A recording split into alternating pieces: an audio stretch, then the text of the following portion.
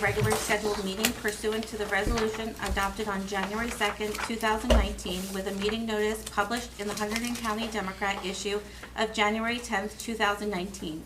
A copy of the agenda was forwarded to the Hunterdon County Democrat, Times of Trenton, Star Ledger, Courier News, posted on the bulletin board, and filed in the clerk's office on May 7th, 2019. Please stand for the Pledge of Allegiance. I pledge allegiance to the flag of the United States of America and to the republic for which it stands, one nation, under God, indivisible, with liberty and justice for all. Would you like to do the agenda review? Sure. Under approval of minutes, we're going to add the April 11th regular and executive session minutes. Under new business, we're going to add end of probationary employment for Jennifer Bedrowitz, court administrator. We're going to add under unfinished business summer playgrounds. We're going to move the executive session before the second open to the public. And we're going to add under special discussion update regarding the bridge replacement on Route 179. Before I do the announcements, I just wanted to make one comment. As most of you know, Terry retired as of April 1st, and Krista has been appointed as our clerk. Technically, I think acting clerk, Yes. because she doesn't have her clerk's license yet. I had mentioned at a prior meeting that I anticipated that for the first 6 months or so, we were going to have hiccups, some complaints, etc., because those types of things happen when you lose a clerk that has been with you for as long as Terry had been with East Amwell. I'm very happy to say that so far I've been proven wrong. I have not heard any complaint, any criticism, any problem arising. I've only heard compliments about the job that Krista's been doing. My own experience has been that she's been doing a terrific job, and I just wanted to acknowledge that and thank you. I'm very impressed how you managed to slot in and keep this working seamlessly. That's not easy. I wasn't expecting it. I'm pleasantly surprised. Thank you. I have a very good support with Pam. She's a big help. Pam has stepped up to the plate, really stepped up to the plate, and has been doing a bang-up job. I'm very pleased with how things are going, and I just wanted to acknowledge that. Thanks, Krista.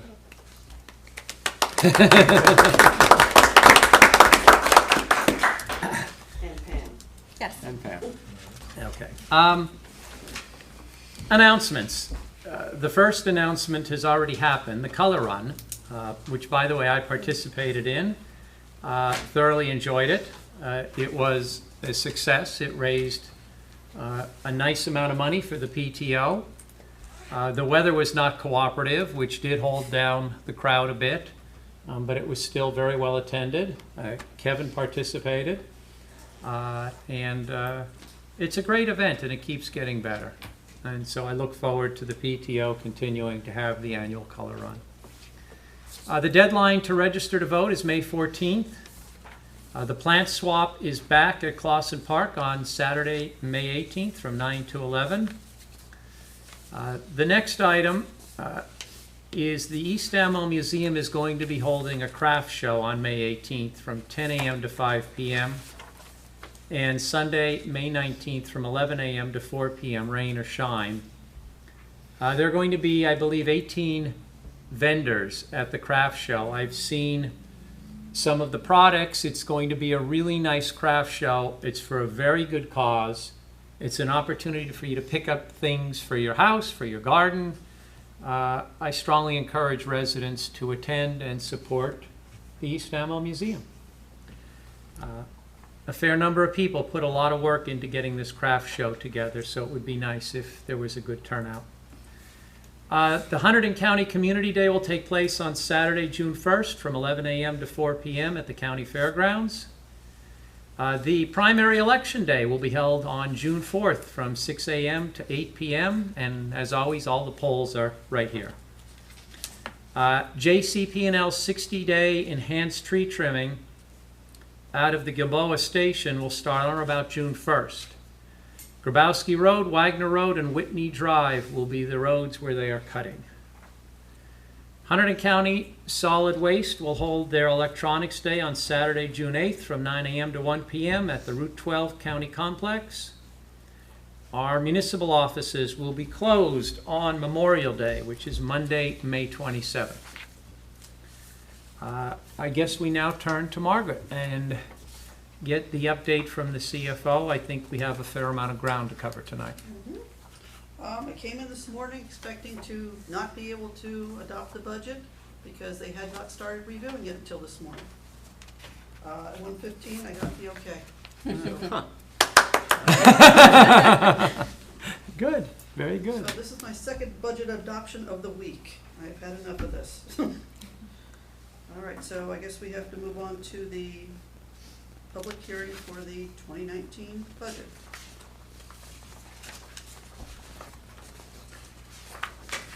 You have to show for publication. Yeah, publication.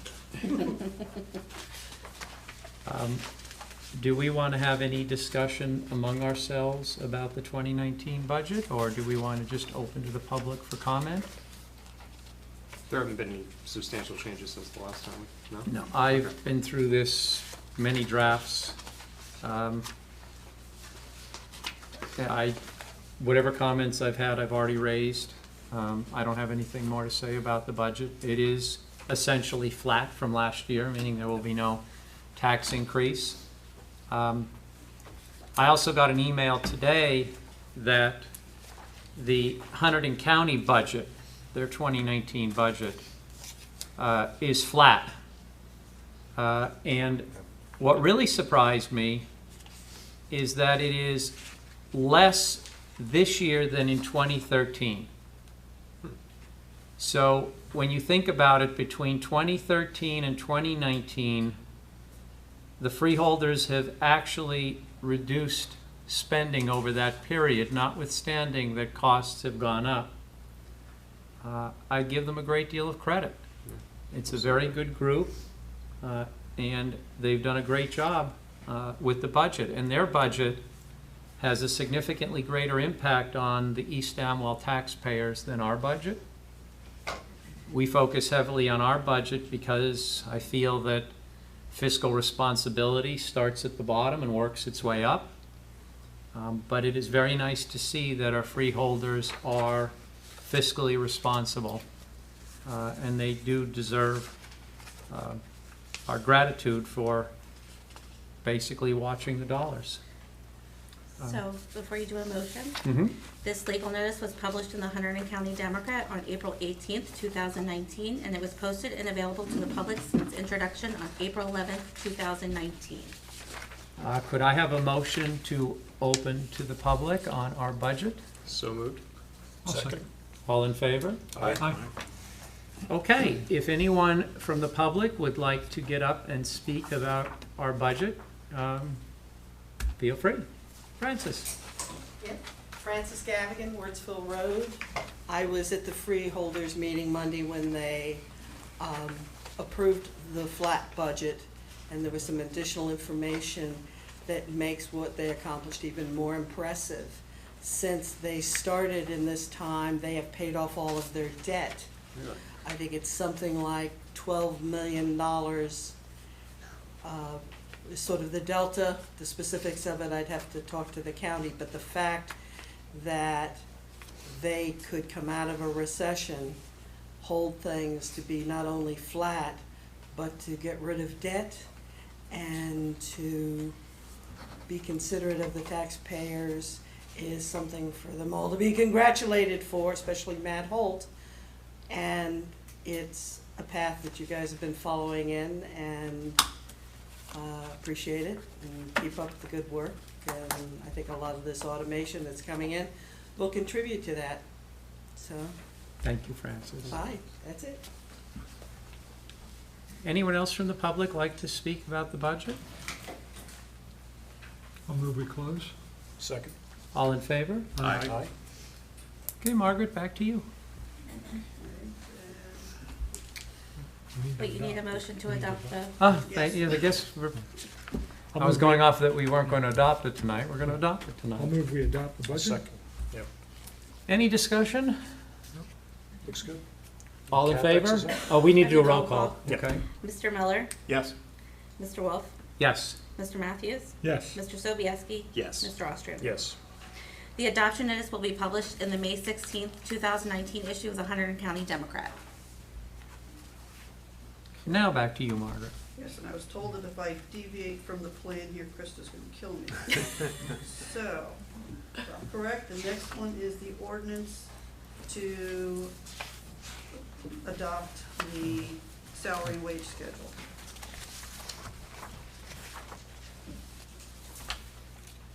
I've looked at the salary and wage schedule. It was in the Google Drive. I actually printed it out because I found it interesting and wanted to keep it with me throughout the year, because sometimes it's, actually not infrequently, you have to refer to these things. I don't have any comments. This is reflective of what we've discussed at various meetings. Anybody have? Does this reflect the 2% increase, Margaret? Yes. This legal notice was published in the Hunterdon County Democrat on April 18th, 2019, and it was posted and available to the public since introduction on April 11th, 2019. Motion to open to the public. Can I have a motion to open to the I'll public? make a motion to open to the public. I'll second said motion. All in favor? Aye. Anyone from the public would like to speak about our salary and wage ordinance? Move we close. Second. All in favor? Aye. And we need a motion to adopt. I'll make a motion to adopt the 2019 salary and wage schedule. I will second said motion. All in favor? Aye. Roll call vote. Roll call? Mr. Miller, Yes. Mr. Wolf, Yes. Mr. Matthews, Yes. Mr. Sobieski, Yes. and Mr. Ostrander. Yes. The adoption notice will be published in the May 16th, 2019 issue of the Hunterdon County Democrat. Okay, the next one is an amendment to the salary wage ordinance. Because after I introduced it, I realized I missed the communications administrator. The communication administrator, I believe that's a placeholder for someone to assist with the website and certain other communications Yeah. issues? Yeah. Yes. We put in place a line item in the budget should we need help with our website. Right now, Allison Castellano has pretty much been doing all that work herself as a volunteer. But I have said to her that that may start to get old at some point and she may want some help. And if we needed to bring on someone on an hourly basis to help her maintain the website, we would do that, and we put a line item in the budget, and that's what this is for. So we're going to introduce this ordinance tonight. A motion to introduce. Can I have a motion to I'll introduce? make a motion to introduce ordinance 1906. I will second. Any discussion? All in favor? Aye. Aye. Aye. This ordinance will be published in the May 16th, 2019 issue of the Hunterdon County Democrat, and the public hearing is set for the next regular Township Committee meeting on June 13th, 2019 at 7:30 p.m. Budget, is there a budget? Do we have a budget resolution of any sort, Margaret? There's an item B on That's if, It says if applicable. That was the one you just did, Right. where you just did the roll That's call. it, we- that to was adopt if the budget didn't get approved by the Yeah, state. Yeah. So- We had an emergency Yeah, so, appropriation if we needed it, I think. Okay. Go ahead. Okay, so have we, Nope, not yet. not yet. We're still adopting. Oh, You're still voting on the Right. introduction of the salary and wage amendment? No, you're done. You have to go to ordinance 1907. I think we're at Okay. 1907. Okay, the next ordinance. This, our auditors were in a few weeks ago. This is one of the things they suggested that we do, is ordinance authorizing the ratifying the use of a third-party electronic payroll service. We are already doing all this. They just want it memorialized. Basically, this is the payroll company files our taxes for us, and then what we do is that there are websites that we can go on to verify that they've actually sent the money in when they were supposed to. So we need to. And they want an ordinance as opposed to a resolution? That's what they gave me, yes. They gave me something that another municipality had done, and Okay. Could I have a motion to introduce the payroll services Can, ordinance? Yeah, I'll make a motion for ordinance 1907 to introduce. I'll second. Any discussion? Straightforward. All in favor? Aye. Aye. Aye.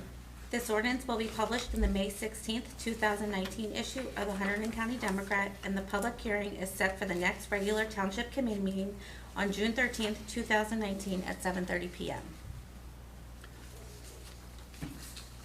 Okay, next is a resolution for the 2019 salaries for the employees of East Amwell Township. This is including a 2% increase.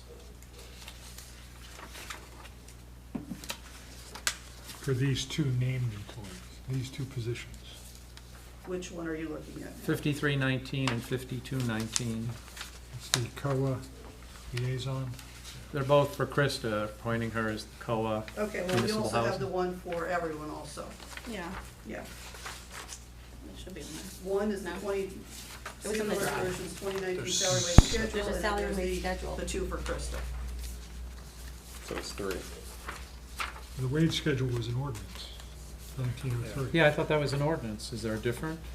The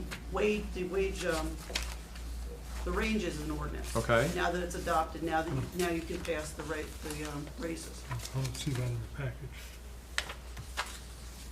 I may not print it, but it was in the drive. Okay. Well, I looked at what was in the drive. Okay. There was a lot in the drive, Yeah. so I'm not going to profess to have everything committed to memory, but I did look at everything in the drive. So, Okay. so we just need a resolution for that? Yes. It's not here. Did you look at it in the drive? No. Is it 5219? No. Mm-mm. I have it in front of me here. Do you want the laptop? Well, that's in the pack, actually. And then Alright. 5319's in the pack, but you're saying there's one combined? There's one that just says, the actual salary for each employee. Is that this one? The Excel file? That's So it. it's, Yeah, That's it. yeah. Yeah, okay, I look, so that's the resolution. Okay. Yeah. Wait a minute, hang on. 5419? Can I grab my It laptop? might not be in the packet. That's okay. It's not in the packet. Yeah, I think what happened is it should have been after ordinance 1907 and before 5319. I think that's what item B was. I did see this in the Google Drive, because I remember seeing Mayor Wolf 0, Township Committee Member 0. Yeah. See if she's in here. No? Yeah, I spelled it. What are you looking for? See if Chris is in here. Yeah, Yeah, okay. Right, it's a spreadsheet, right? yeah. Yeah. Yeah. Municipal clerk acting, and then zoning officer. We have 3 for her. Do you want to look at it? No, I saw it. Okay. It's a spreadsheet. I just, Okay. when I looked at it, Have it in the Okay. packet. right. When I saw it as a spreadsheet, I didn't recognize it as a resolution, so I just thought it Yeah, was it's a- information. I didn't recognize it as a resolution either. I'm good, I'm good. All right, but it is resolution 5319. Okay. So can I have a motion to, well, do we just, You need a motion Motion and a just- second, and then, to adopt it? So I need a motion to adopt A motion to adopt resolution 5419. Yeah. I'll second. All in favor? Aye. Okay.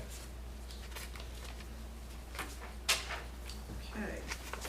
Now, the next two are for Krista. I'm just following what Terry had done in the past, where she would remove somebody from the old position and just add them. So, just making sure I'm covering all my bases. Maybe overkill, but that's what I'm doing. Okay. Okay, so we have resolution 53-19, which is the salary for our COA municipal housing liaison, which is Krista. We are appointing her to that position.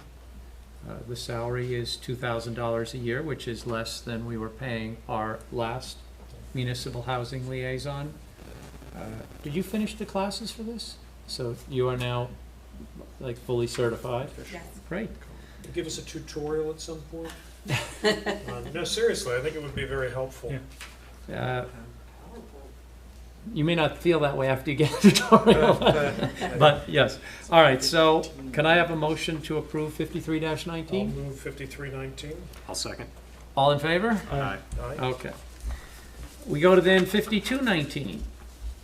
which is appointing Krista as acting clerk effective April 1st, and the salary is $33,000 per year, prorated because she will only be in that position for part of the year. Could I have a motion to approve 5219? I'll make a motion for 5219. I'll second. Any discussion? All in favor? Aye. And I think, Krista, we're gonna need to amend the agenda to add in resolution 5419. Okay. Yeah. And also, obviously, the minutes. Okay, the next one is, we have an escrow reimbursement for $78. Could I have a motion to introduce resolution 51-19? I'll move 5119. I'll second. All in favor? Aye. Aye. Did he beat you to the punch? No, I was beating you to the You can't give up that mayor's position. Just moving along. Okay. Okay, and the last resolution I have is for establishing the fixed asset threshold limit for all East Amwell Township owned property and equipment. Right now, we note anything $500 or more, which is a very low threshold, drives the auditors crazy. The state allows you to raise it up to $5,000, which I think is too high. I'm proposing to set it at $1,000. What is the practical import of this when you say we note? Basically, it's, I think mostly for insurance purposes, that we have an accounting of all our property and all our, the chairs, the tables, the file cabinets, everything like that.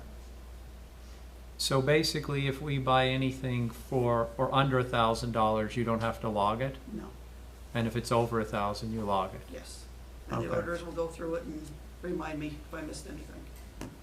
I think it's useful to know what we own, so my inclination would be not to do it more than 1,000. I think 1,000 is fine. Yeah, see, they thought 500 was a little overkill. Okay. How many items was it at 500? Do you recall? I mean, how significant is it? We're talking 20, 30, 50? Oh, we have a lot of things on the fixed asset list for even below 500 because you do? people were, doing that years ago. We're gonna have to clean it up, but, I mean, Just when it's a ballpark larger it. purchase, you always notice it, but things that I missed was, there was a light fixture in the Clausen house. Yeah, Went right past me because it was $700, so. yeah, And that's what they suggested, she just really should move it up to $1,000 because makes the sense. smaller stuff is not worth it. Yeah, in this day and age. Okay. Okay, so we don't have a number on this yet, I don't think. So could I have a motion for the resolution establishing the fixed asset threshold limit? I'll move such motion. I'll second. Any discussion? All in favor? Aye. Aye. And my last, we do not need, so We we don't have the need. budget. Great. Another budget done. Yeah. All right.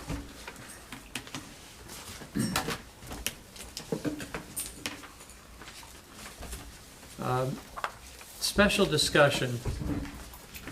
Thank you, Margaret. First item is an update regarding the helistop at the ridge at Backbrook.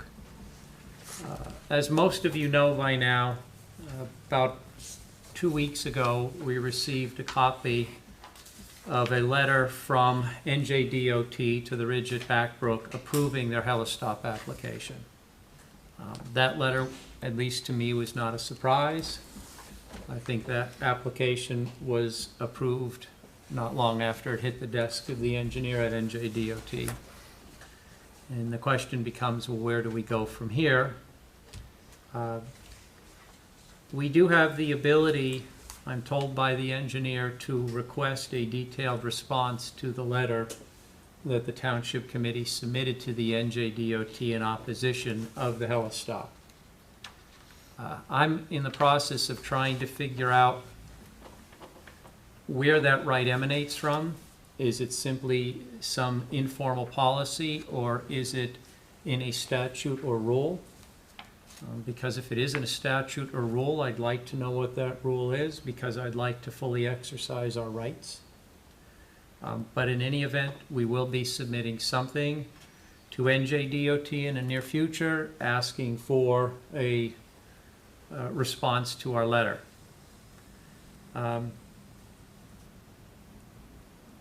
This to me is very disappointing. It's not unexpected, but it's very disappointing. It's disappointing not only as it impacts East Amwell, it's disappointing as a policy matter. We should not be flying helicopters into and out of environmentally sensitive areas for no good public purpose. That makes no sense to me as a policy matter. It makes no sense to me as an environmental matter. I think the policy at the NJDOT of basically rubber stamping these applications is a bad policy. I've spoken to someone at NJDEP who agrees with that, and I plan on trying to elevate this at certain levels in New Jersey and see if we could get people further up the chain outside of the NJDOT to focus on this policy. That may involve a letter writing campaign. It may involve writing letters not only to the governor's office and the NJDEP, but maybe to the PGA, since they are very much involved with golf courses. We may want to reach out to the PGA. I need some time to sort this out, but first I want to figure out what our rights are with respect to this approval and getting a detailed response. To the extent that people in the township have thoughts, I'm very much open to those. This battle, as far as I'm concerned, is not over, because this is just a really bad policy. And so we will do what we can to try to change it. It's going to clearly be an uphill battle, but that's okay. I like uphill battles. That's what makes life interesting. So we will see where this goes, but like I said, it's not over. I'd like to just add something, Rick, if you don't mind. First, I'd like to commend you, Rick, for all the work you did in spearheading our defense or our aggressive response to that initiative. And frankly, I find it disappointing as a citizen of a municipality or a state or even the United States, where the majority of people can come out and make such a response, and we can have such an overwhelming reaction to something, and it goes on deaf ears by bureaucrats and government agencies. To me, it's the essence of home rule. We live in a home rule state. We're supposed to be able to, in a way, carve out our own wants and needs as a municipality. And I'm just very disturbed that it was ignored primarily. So I want to commend you, Rick, and everyone in the town who rallied for this. And I agree, the fight's not over. I think we should continue to use every mechanism we have to fight this. But just as someone who's been up here for 8 years now, at times you're very demoralized because you want to do things, and then there's always a roadblock. There's a state rule, there's a county rule, there's a reg, there's a piece of legislation. There's just something always in the way, and it's just frustrating that we can't, in a way, control our own destiny. So that's my thoughts. Well, the power that NJDOT has emanates from a New Jersey Supreme Court case that involved helistop. It's interesting because it wasn't a unanimous decision. It was a 2-to-1 decision, if I recall correctly, and the dissent said that he was okay with the notion of the state having the ability to override the will of a municipality where there was a compelling public purpose or public policy being served. What greatly troubled this judge was the fact that the court was allowing NJDOT to override the will of a municipality for a helistop that was going to serve, I believe, one family just for their personal purposes. And he said, that's not right. And I think the courts that have decided the golf course cases and certain other cases since then, my view is they've misread the Supreme Court decision. They've accorded the NJDOT more power than actually that New Jersey Supreme Court decision accords them. I may want to take that up. I don't know. That involves going to litigation. But it may be worthwhile trying to take that up. But that requires a lot more thought, and that is a incredible commitment, and we'd have to decide whether that's the kind of commitment we want to make. But I don't want to get into it in too much detail till I have some more time to really delve into this. The other issue that we've been having is, I'm going to move to B now unless anybody else wants to talk about the hell stuff anymore. We had a resident come in last month and make what I thought was a very valid point about security in East Amwell Township.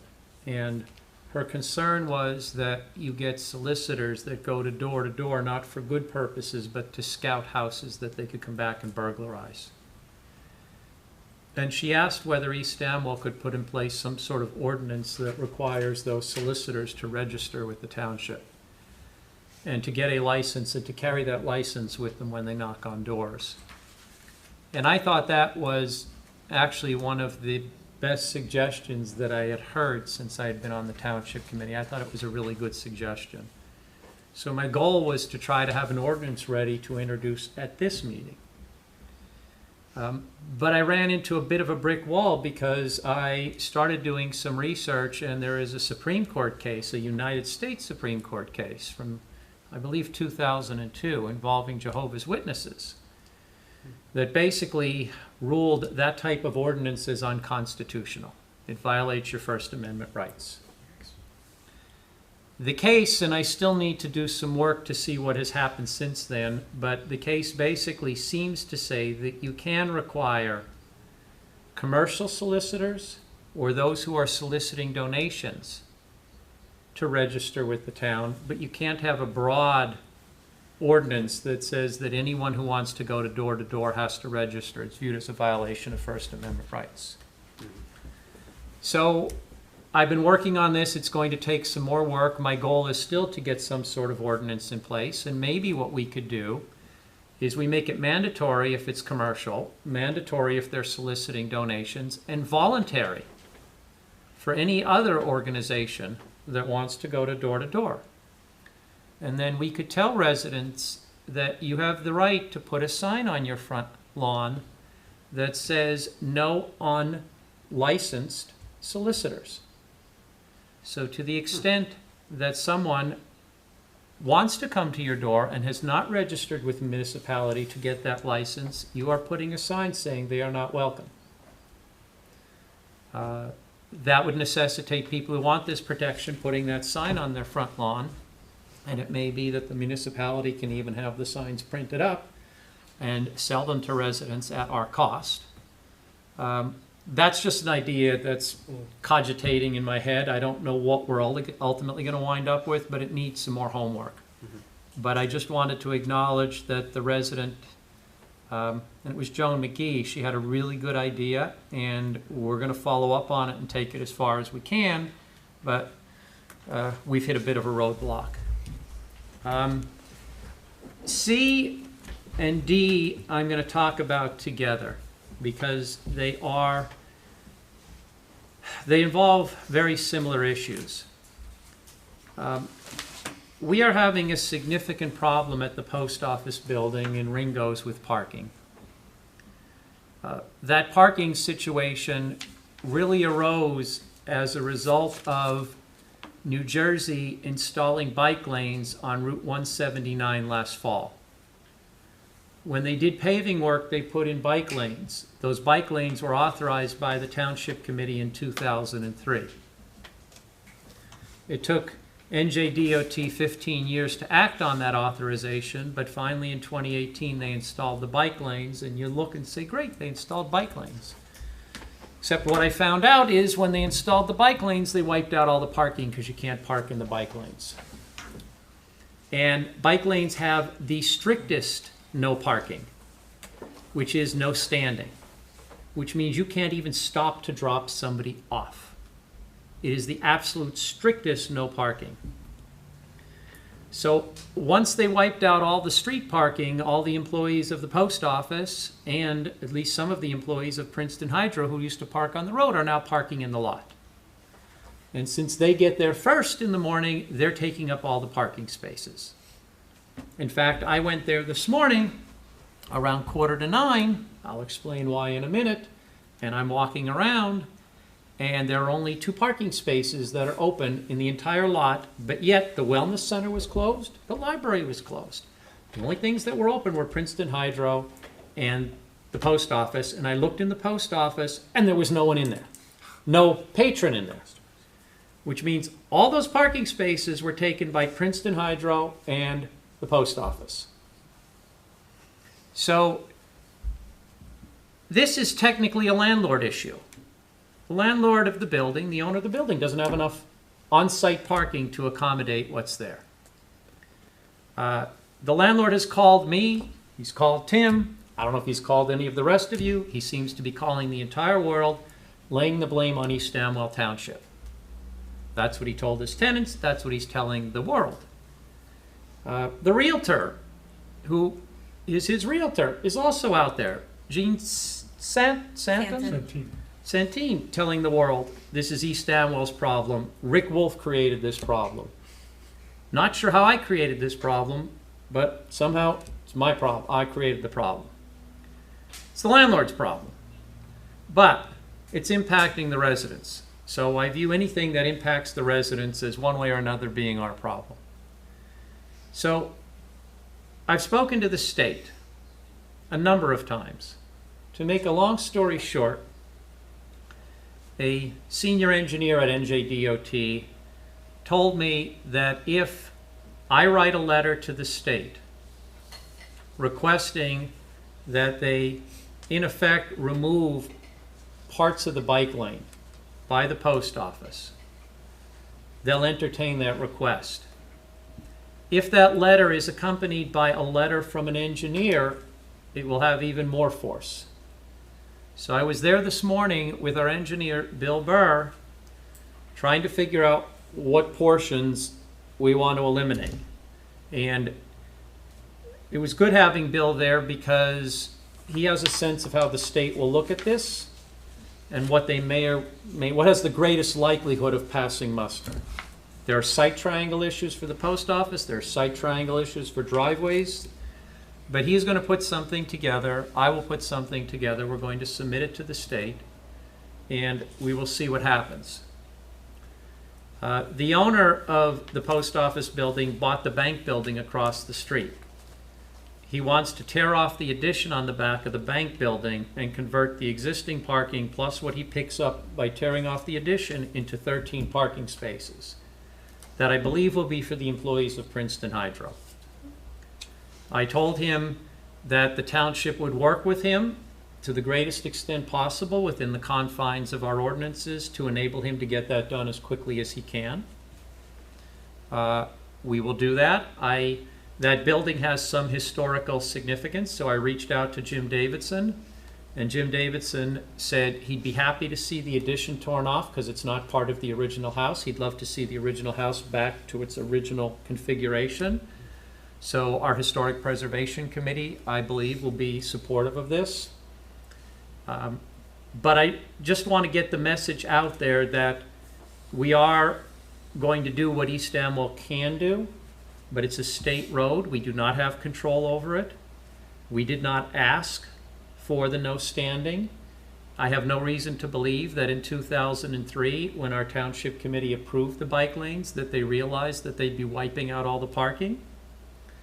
The person who was mayor at that time is here this evening. If I got that wrong, she can correct me, but I have no reason to believe that our township committee understood that.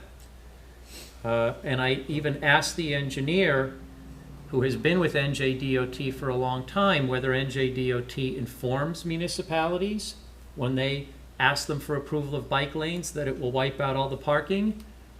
And he said to me, at the time, in the early 2000s, there was a movement in New Jersey for bike lanes. It was not well thought out. And whether a township knew or not depended on who they were dealing with at the state. Some people would inform the township, some people wouldn't. So he said there were a lot of townships, municipalities that approved these bike lanes and had no clue they were wiping out the parking. This situation is not unique to East Amwell. So I'm going to do what I can to try to get more on-street parking and to accommodate the landlord's desire to put in 13 off-street parking spaces. I'm also going to reach out to the fire company and see if they will, on a temporary basis, allow employees of the post office to use some of the spaces in the back of the firehouse. The next issue, which is related to this, is the traffic in the Ringo's Village.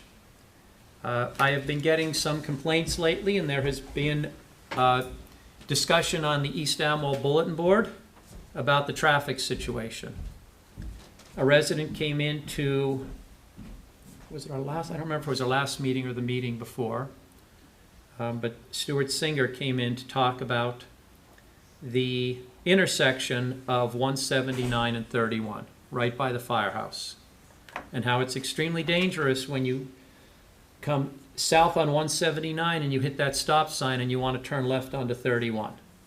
Well, after he came here, I started driving that way to come to the municipal building instead of the way I usually drive, and he's absolutely right. You're sitting at a weird angle when you hit that stop sign, and it's really hard when there's traffic to be going, it's very difficult. It would be great to put a stop sign there.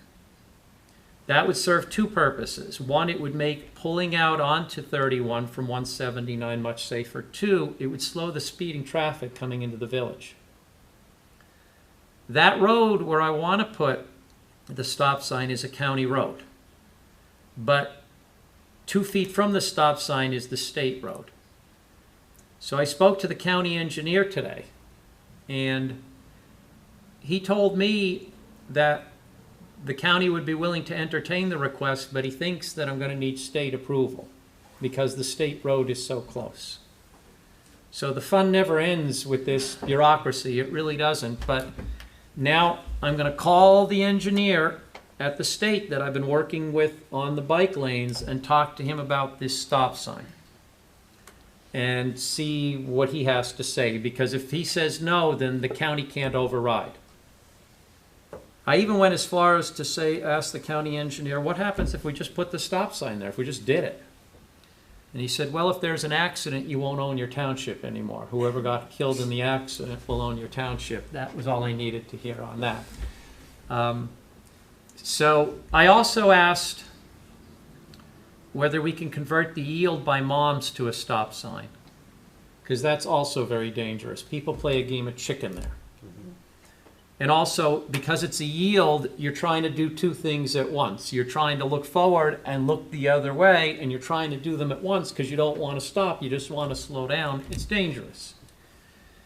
So, again, the county said they would work with me on that, but again, because it's right by the state road, I need to raise this as well. So I'm going to raise this with the state engineer and see if we could get one or both stop signs to try to deal with the danger there, plus the speeding through the village. My guess is, even if I get the state to entertain this, this is not going to be a 1 or 2 month thing. This is going to take a while. They're going to have to do whatever studies they're going to do. It's going to have to go through bureaucracy. But the longest journey starts with the first step, so we'll make the first step and see what happens. So that is C and D. Well, just to encourage you on that, it's possible. I don't know if you've seen at Quick Check, we now have the left turning signal ready to go on. You have from what I understand, talking to people, we have a much, much, much greater likelihood of getting a stop sign than a traffic light. Traffic lights are a much, much bigger can of worms, plus they're a lot more expensive. A stop sign is a nominal cost. Traffic lights are ridiculously expensive. So we did talk about the possibility of a blinking red light or an actual traffic light. The likelihood of us getting that is probably about the same as me waking up tomorrow with a full head of hair. Okay, it's possible, but it's extremely unlikely. Well, the point I was making, Rick, is the state responded to a resident's letter and has put the green arrow left turn signal. It's very different up there than it is down where we are. Oh, yeah. But we are going to try to get stop signs. Look, if the opportunity for a traffic light comes up, great, but I'll take a stop sign. I'm not suggesting a traffic light. I'm just suggesting that there was success in working with the DOT to implement some remediation. Hopefully we'll have greater success than with the hell stop. Because it's funny, today I was talking to them on a different matter, which we'll come to in a few minutes, and they view their role as keeping traffic moving and not having it stop. Which I guess at a high level makes sense, but that's why when you want to do something that's going to impede the movement of traffic, it's like moving a mountain. And they just said flat out, our mandate is to keep traffic moving in New Jersey, not to have it stop. So anytime you want to make it stop, it's a big deal. Okay, so now we go to item E, which is the update regarding the NJDEP proposal to upgrade the classification of certain streams. I'm going to give a brief overview, and then I'm going to ask Tracy Carluccio, who really understands this, to come up and speak. The NJDEP introduced proposed rules in early March that would upgrade the classification of certain streams in New Jersey, over 700 miles. The upgrade, in layman's terms, would significantly widen the buffers that apply to those streams. I'm going to let Tracy talk about exactly what this means. I just want to give a little bit of background about the non-environmental impact of this. I've been contacted now by the county and by 2 other municipalities, as well as several other people, to join them in speaking out against these proposed rules. The county is very much against these proposed rules because they believe that it will impede development and it will impact the ability to increase the volume that the sewage treatment facilities put into certain water bodies. I already told the county that unless a lot of residents came to us and said that they were against them, that I thought it was extremely unlikely that East Amwell would be joining them and speaking out against these rules. And that, in fact, I had suspected that the residents would probably embrace the rules. But then, before responding to anybody else, I realized that I might be overstepping my bounds and decided that I would reach out to other committees in East Amwell. So I wrote a little note to the Board of Health, the chair and vice chair of the Board of Health, the Environmental Commission, Agricultural Advisory, FOSBAC, giving them some background and asking them to weigh in, and I particularly focused on the Board of Health and Tracy because I thought that our Board of Health was probably the committee that had the greatest expertise, and probably of anyone on any of the boards or committees, Tracy would be the best one to weigh in on these. Tracy was kind enough to take me up on that offer. She prepared a letter which is included. Is it on our website yet? Yes. The letter's on our website? No, I'll put it on the Okay, website. we will get it on the website. But she had prepared a letter which she gave to us in a rough draft a few days ago, and then in a more final draft, I believe it was yesterday. I'm not going to profess to understand everything that's said in the letter. It gets a bit technical. But Tracy and I discussed it for a while the night before last. And I am glad that she agreed to come to the meeting today to explain this to people. So with that, Tracy, do you want to come up and chat?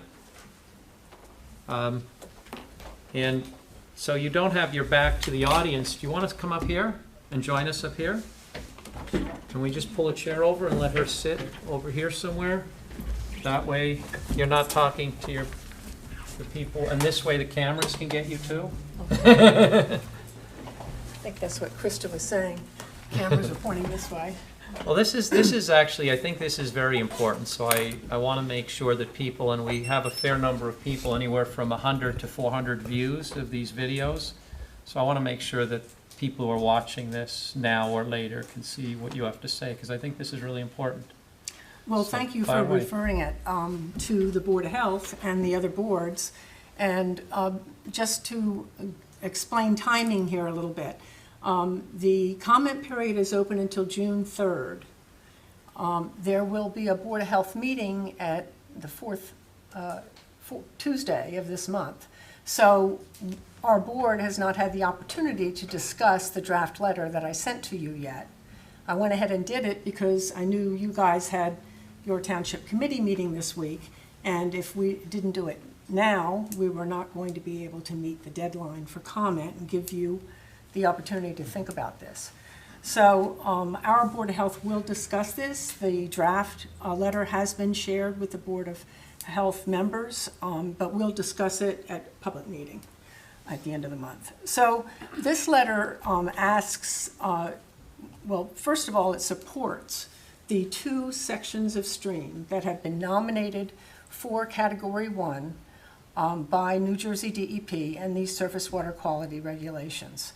And the first one I'll talk about is the more significant one because it's a longer section of stream, and that's the Neshannock River and the tributaries within what's called the subwatershed, or the HUC 14, the Hydrologic Unit Code 14. It's a unit of measurement that measures all the land that flows to a surface waterway.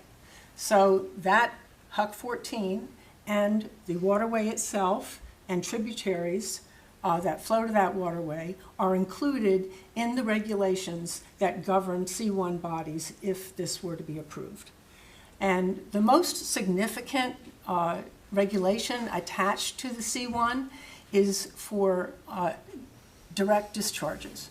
So for instance, a sewage treatment plant, an industrial wastewater treatment plant, a manufacturing facility that might have its own discharge to a waterway would have higher standards to meet in order to be able to make that discharge. It does not prohibit discharges to waterways. It simply requires that they treat their effluent to a higher standard to protect the water quality that's in the stream. That's important because we have higher quality waters in the state, and in order to keep them up to the standard that they're at, and also to help restore areas that might have a hot spot of problem, you need to have regulations that limit the input of pollutants.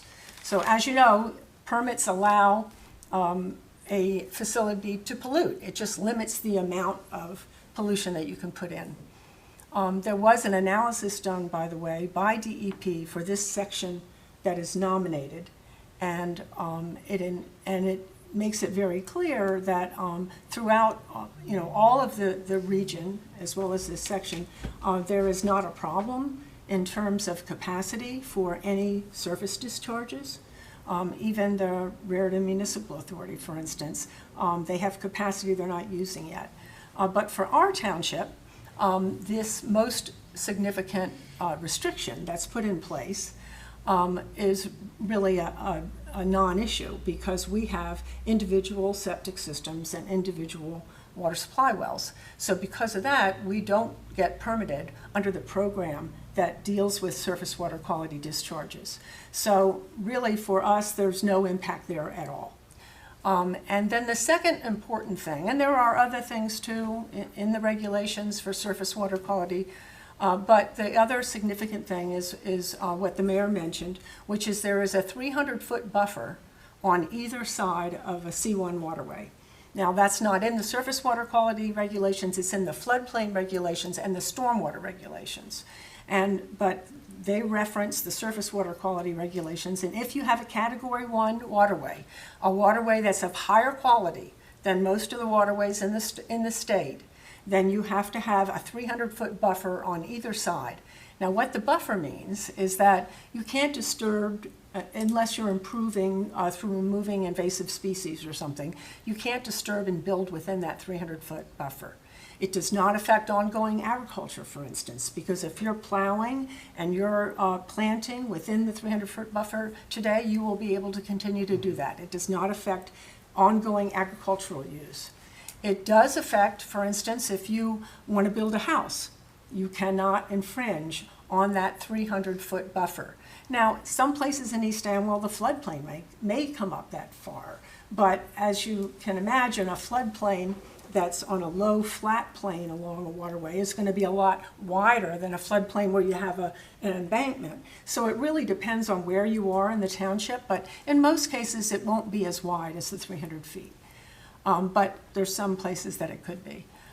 So that 300-foot area is to be left natural, and the reason for that is all the scientific analysis that has been done over the years shows that when you disturb areas closest to a waterway, you contribute to erosion, and that erosion causes sedimentation into the stream, which then reduces the quality of the water and also reduces the habitat, because the what they call the benthic community, the macroinvertebrate community, the critters that live in the bottom of a waterway, those get smothered basically. They can't live there when they're covered with dirt or sediment or clay or anything that might run off of a waterway. The other thing that you want to reduce by protecting that is any sort of pollutant input. So you don't want to put, for instance, a parking lot, because then you're going to have the oil and grease off the cars running into the stream. So all of the activities that would in any way disturb that 300 feet, should this be approved, would be limited to simply improving vegetation, and you would not be able to scrub it away or build in it. That's a big benefit for East Amwell, because one of the biggest problems we have is really coming downstream from the upper watershed. I'm talking about on this particular Neshannock River. And in the upper part of the Neshannock River watershed, outside of our township, there has been rapid suburbanization over the last 30 years. And it began in you look at 1986 and you come forward to today, and I put the figures in here, but I think it goes from 16.6% impervious cover in 1986, that's urban land, at the upstream of the confluence with Back Brook, which is this section is, to 35.17% in 2007. So that's more than double.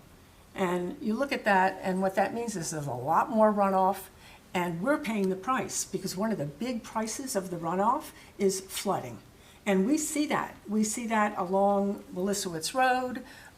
In Hurricane Floyd, Manners and Melissowitz Road was underwater. A lot of the houses along the Neshannock River were impacted from behind. So we pay for the increased runoff that's caused, the increased volume of runoff and the rate of runoff that's caused when you don't have buffers upstream and you have high impervious surfaces that accompany urban land development. So East Amwell, by having this section of the stream designated C1, will be in a better position not to make matters worse, but to protect what we have and to fend off any degraded water quality that's coming downstream to us. We're downstream, we can't control what's happening upstream. So we want to be in the best environmental condition we can be in order to be able to buffer and fend off pollution inputs or degraded water quality that's coming down at us. This part of the segment that is nominated is the segment of the Neshaminy River running from Back Brook to South Branch Raritan River, including all tributaries based upon its exceptional ecological significance as a water body that supports an exceptional aquatic community. Now, they have many different reasons, and they explain them in the rulemaking. They have many different ways that they are designating these. The words exceptional ecological significance are loaded words. There's a lot that defines what that is. And the supporting of an exceptional aquatic community is very specific as well. I mean, they go out, they do sampling and see what's living in the creek. You have to have a certain metric that meets a threshold of excellence in order to be able to qualify for the C1 nomination. And so that aquatic community was measured and found to be supportive and meeting the threshold. So that's good news for East Amwell. It's telling us that we have a good section of stream there. Now, I'd also like to point out that they make it really clear that the segment of the river that is nominated supports healthy benthic macroinvertebrate communities, as we just discussed a little bit, which indicates low stress on the environmental conditions. And the segment has what they call optimal habitat. So even if you don't have all the life that could live in that stream, you have a good habitat that can make that life come back. So let's say this goes in place, the C1 goes in place above us, upstream of us. We're going to be able to bounce back and provide even greater species proliferation and thriving in our part of the stream because we have the habitat that's intact. And then they point out that the percentage of impervious cover is below 10%, which is the metric that they have in place in order to be able to qualify if you're over 5 square miles. And this section that they're going to be putting in into the C1 that they've nominated is 13.1 square miles. And actually, the measurement for the area, the HUC 14, or what's called the subwatershed, is only 1.8% impervious surface. It's a very sparsely developed area. As a matter of fact, there's a lot of forest intact along the waterway. My husband and I canoe that part of the waterway quite a bit. And it's you go down that part of the Neshannock in our township and all the way down to the South Branch in Hillsborough, and you wouldn't know where you are. It's beautiful. And there's a lot of life there. They also point out that the department is proposing to designate this based on certain metrics, and they explain that in a table within the regulations, having to do with macroinvertebrates, the habitat, and the low percent of impervious surface. East Amwell does have some open space along that section of the river. It was donated to the township years ago by a resident. There's a parking lot there, and you can park there. It's right at the corner of Sutter Mill Road and Blissowitz Road, and you can walk. It's a real nice wooded area. There was, I think, some misunderstanding about the inclusion of Back Brook in this segment. Back Brook is not included in the nominated segment. It starts at the confluence of Back Brook, but the HUC 14 is south of that. And I actually brought a few maps just so you could see them. I only brought a few, printing them out, but I'll pass them here so you can take a look, and maybe they'll be We can one to post put them back on the website You too. can put them on the website. So, but you'll see here the subwatershed area, or the HUC 14. I think there's enough for you guys to look at right now, and maybe one for the audience. But if you could share them even, there you go. But if you look at that, you'll see there's a major tributary along Wirtsville Road that's included. They actually, in the nominated PDF map that they have online, they misname it as the Neshannock River. It's actually an unnamed tributary.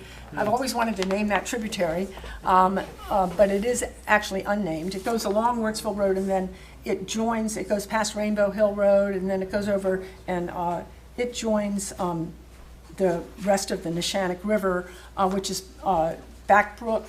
The confluence of Back Brook and the Neshannock is behind houses along Melissowitz Road, quite a ways down. You go down Melissowitz Road quite a distance before you actually get to. You can't see it from the road. It's on private property, but it's set back. About 1.8 miles of the actual main stem Neshannock River is included in East Amwell Township that would be affected by this Category 1 or C1 designation. And that, I'll pass this too, so you can, this is from the DEP website, and it shows, here's another one. It shows you exactly where the surface water sections are included. The aerial is something that I created using the New Jersey GeoWeb, and you can go on the DEP site And you can find the HUC 14s. They have them designated in 2009. They revised and updated a lot of them, and this one was one of the ones that was updated, so it's very up to date.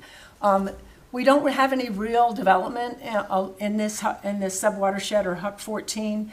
Of course, there's housing, there's some horse farms, there's and there are the cemetery, Furman's Brook, which is at Furman's Corner, which is the corner of North Hill Road and Wartsville Road. There's a brook that goes there. That's actually a named tributary, and they didn't mention it in the DEP. But that drains a lot of the mountain, as does a lot of the other culverts that you see that go under Wartsville Road, like by the Manors Farm, and then moving all along there, and then moving out of our township past Rainbow Hill Road, all the culverts there, they're draining the mountain. And that's one of the reasons that it's high quality too, because there's not a lot of heavy development encroaching on those streams. And there's a lot of springs. And upstream there's a lot of wetlands and permanent pools of water. So I think I think this is really a no-brainer for East Amwell Township. We are not going to get there's not going to be a lot of impact. People who have property along the waterways, the surface waterways, will be restricted from disturbing 300 feet on either side of the waterway. But that's a good thing, and it will protect the waterway, and it also really enhances the value of your property if you don't have an eroded stream bank, if you have an intact stream bank. I won't take much more time except to say that there are social, economic, and environmental analyses, along with other things that the bureaucracy must do, such as comparing it to federal regulations and things like that. And I quote from some of that in the letter here, but I think probably one of the important things they say about the purpose and the value of Category 1 waters is that it will result in additional lands being restricted from development and also excluded from sewer service if they're not able to meet the standards. This will result in a positive environmental impact by reducing development intensity in environmentally sensitive areas, thereby helping to maintain and enhance water quality, biodiversity, and flood control. I think and then there's more information about the environmental and economic positive impacts that come with this. I encourage East Amwell Township to sign this letter and send it into DEP. Last thing I quickly want to say is I said there were two segments at the beginning. The second segment is up on the Saralin Mountain, and it's Cattail Brook, which flows to Rock Brook, which is in Hillsborough Township and actually flows in the other direction, away from our township down towards 518. And Rock Brook is nominated for, mostly in Hillsborough Township, but Cattail Brook, if anybody's ever walked it, I mean, it's wooded. It's all wooded, and it's actually beautiful, intact woodland there. And there's 3 small tributaries. It's Cattail Brook and then 2 unnamed tributaries that flow to it that are included, sort of like fingers that come into our township that then flow to the Rock Brook. So this is really also, I would say, a total no-brainer. It's only a 1.7% impervious surface. That's residential development, basically, throughout the entire 6.1 square mile subwatershed for that section that's being nominated. So that's the second little piece, I admit, but still important because of its ecological significance, that's been nominated for Category 1 that's in our township. I'm happy to answer any questions. I'd like you to stay up for a minute, because I wasn't planning on having a hearing on this because I didn't realize that there was a June 3rd deadline to submit comments. Once Tracy told me that, I decided that this would become more than just a 2-minute report, and we will open up to let the public talk about this in a minute. But I just wanted to raise one other point. I thought this included the back brook. It doesn't. So I asked Tracy why it doesn't include the back brook, and you'll correct me if I get this wrong, Tracy, but in layman's terms, the back brook is too dirty. It's not clean enough. So I asked Tracy, well, what do you do then to make the back brook clean? And we talked about that a little bit, and there may be things that East Amwell can do to improve the back brook.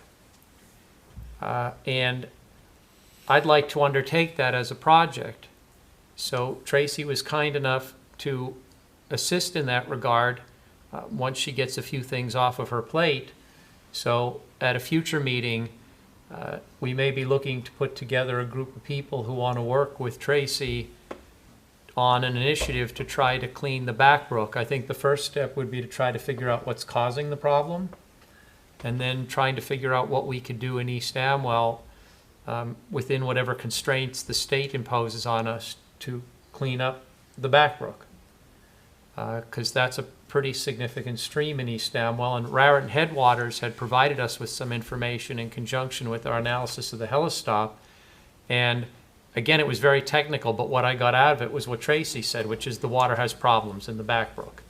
And it's before you get to the golf course. So the golf course, it's maybe contributing to it, I don't know, but it's not the cause. The cause is further up from the golf course. Did I get that even close to right? Yeah, that is right. And I think, I don't know, I didn't see an analysis by DEP that, why they did not include the back brook, but I guessed that it's because the metrics don't match. And you really have to reach that threshold for certain specific attributions of a waterway in order to qualify. And I know just from our experience on the Board of Health that the back brook has phosphorus problems, for instance, and other nutrient problems. I have a question. So Tracy, thank you. I learned so much from that presentation.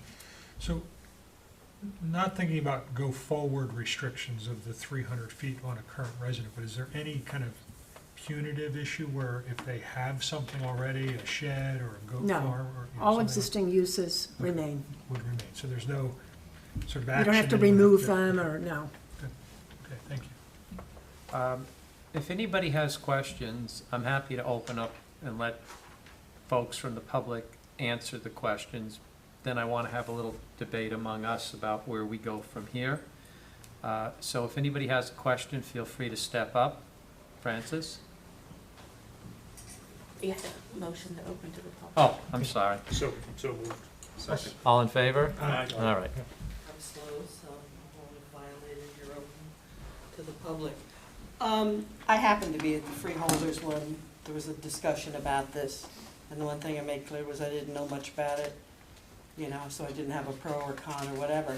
Since then, I have been pulling up some things, including stuff from the DEP, that shows, well, I can show you, maybe it'll get on the camera or whatever. This is sort of I believe these are the C1 waters that you're talking about, which kind of doesn't match That's this one. Well, Okay. the other is the Huck 14. It's more specific. It shows the sub-watershed that drains to that section. Okay, so It is blue the squiggles same. are East Amwell that are on this? Not all. No, you have to look on that map, you have to look carefully. It's really not that clear, but they do have the boundaries of the municipalities. I think, Francis, you're looking at this. No, I'm going, this is from the state site where it's got marked in this bright Yes, blue. that's the same The one. proposed I just- C1 waters. That's this one, yes, for us. Yeah, and all of that stuff. And my question is that for this East Amwell part, you can see where there's water that's all draining into the Neshannock River, correct? And what roads may have been impacted?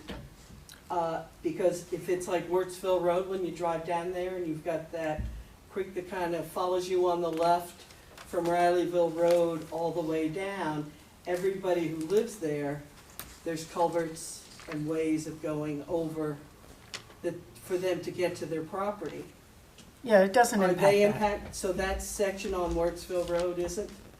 No, it is, but it wouldn't mean they can't get to their property.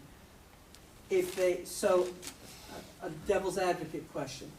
Say a farmer doesn't want their cows or their horses or whatever to be walking through the muck and mire and pulling shoes, and they want to put in a culvert so that it's a positive kind of thing. Would doing something like that, which would be new, does that trigger a requirement for Najipti's permits, stormwater regulations, and all of that kind of stuff? Is there a de minimis exception? You always need a stream encroachment permit when you're going to build a bridge, no matter what the classification is of a waterway. Whether there's any enhanced requirements related to the C1, I'm not sure. It would really depend on a case-by-case basis. Yeah, the 2004 guidance that was buried in the back didn't go into that. Francis, if you want to do Yeah. it now, even if these proposed rules aren't enacted, if you want to cross a stream, even a seasonal stream on a farm, by, for example, putting in concrete pipe, you have to go to the DEP and get approval. In fact, as I understand it, there was a farmer who recently did that so that he could cross over to a field, and the DEP got wind and made him come in and tear it out. And what do these permits run somebody? I'm looking for information, not raising opposition. But Francis, the permits have nothing to do with this.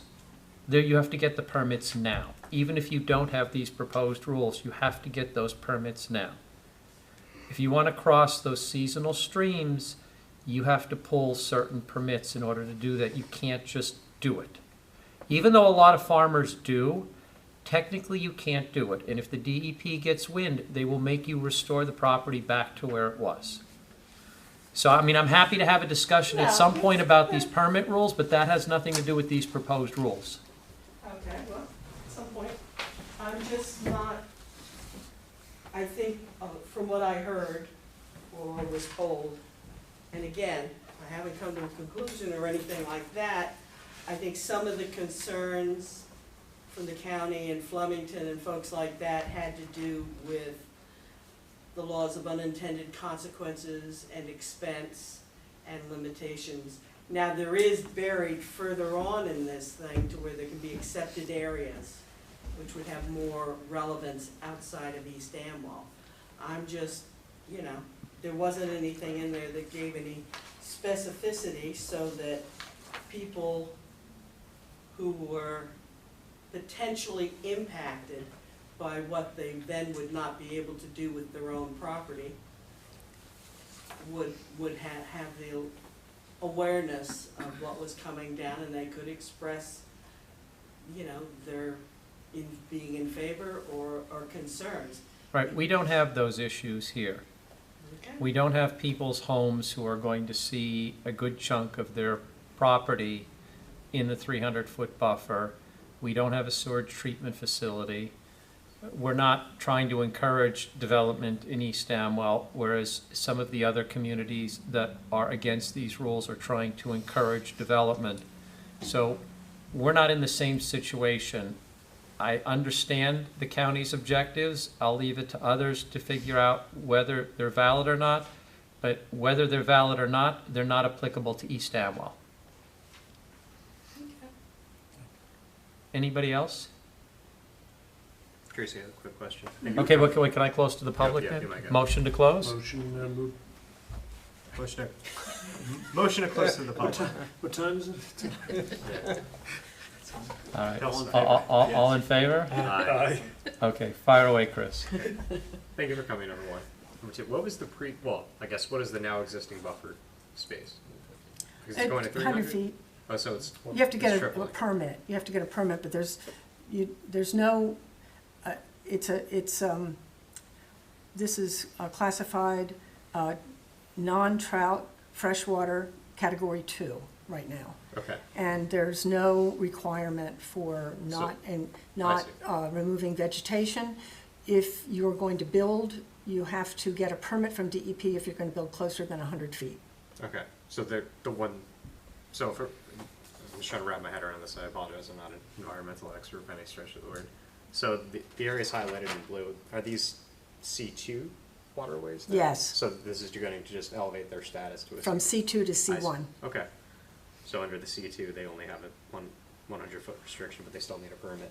C1, does that completely eliminate the possibility to get a permit No. within 300 feet? So you can still apply for the, You can apply for Okay. permits, but the buffer would preclude any building okay, so you can't or even, disturbance of vegetation. yeah, But there are certain exceptions in the rule. okay, all right, thank you.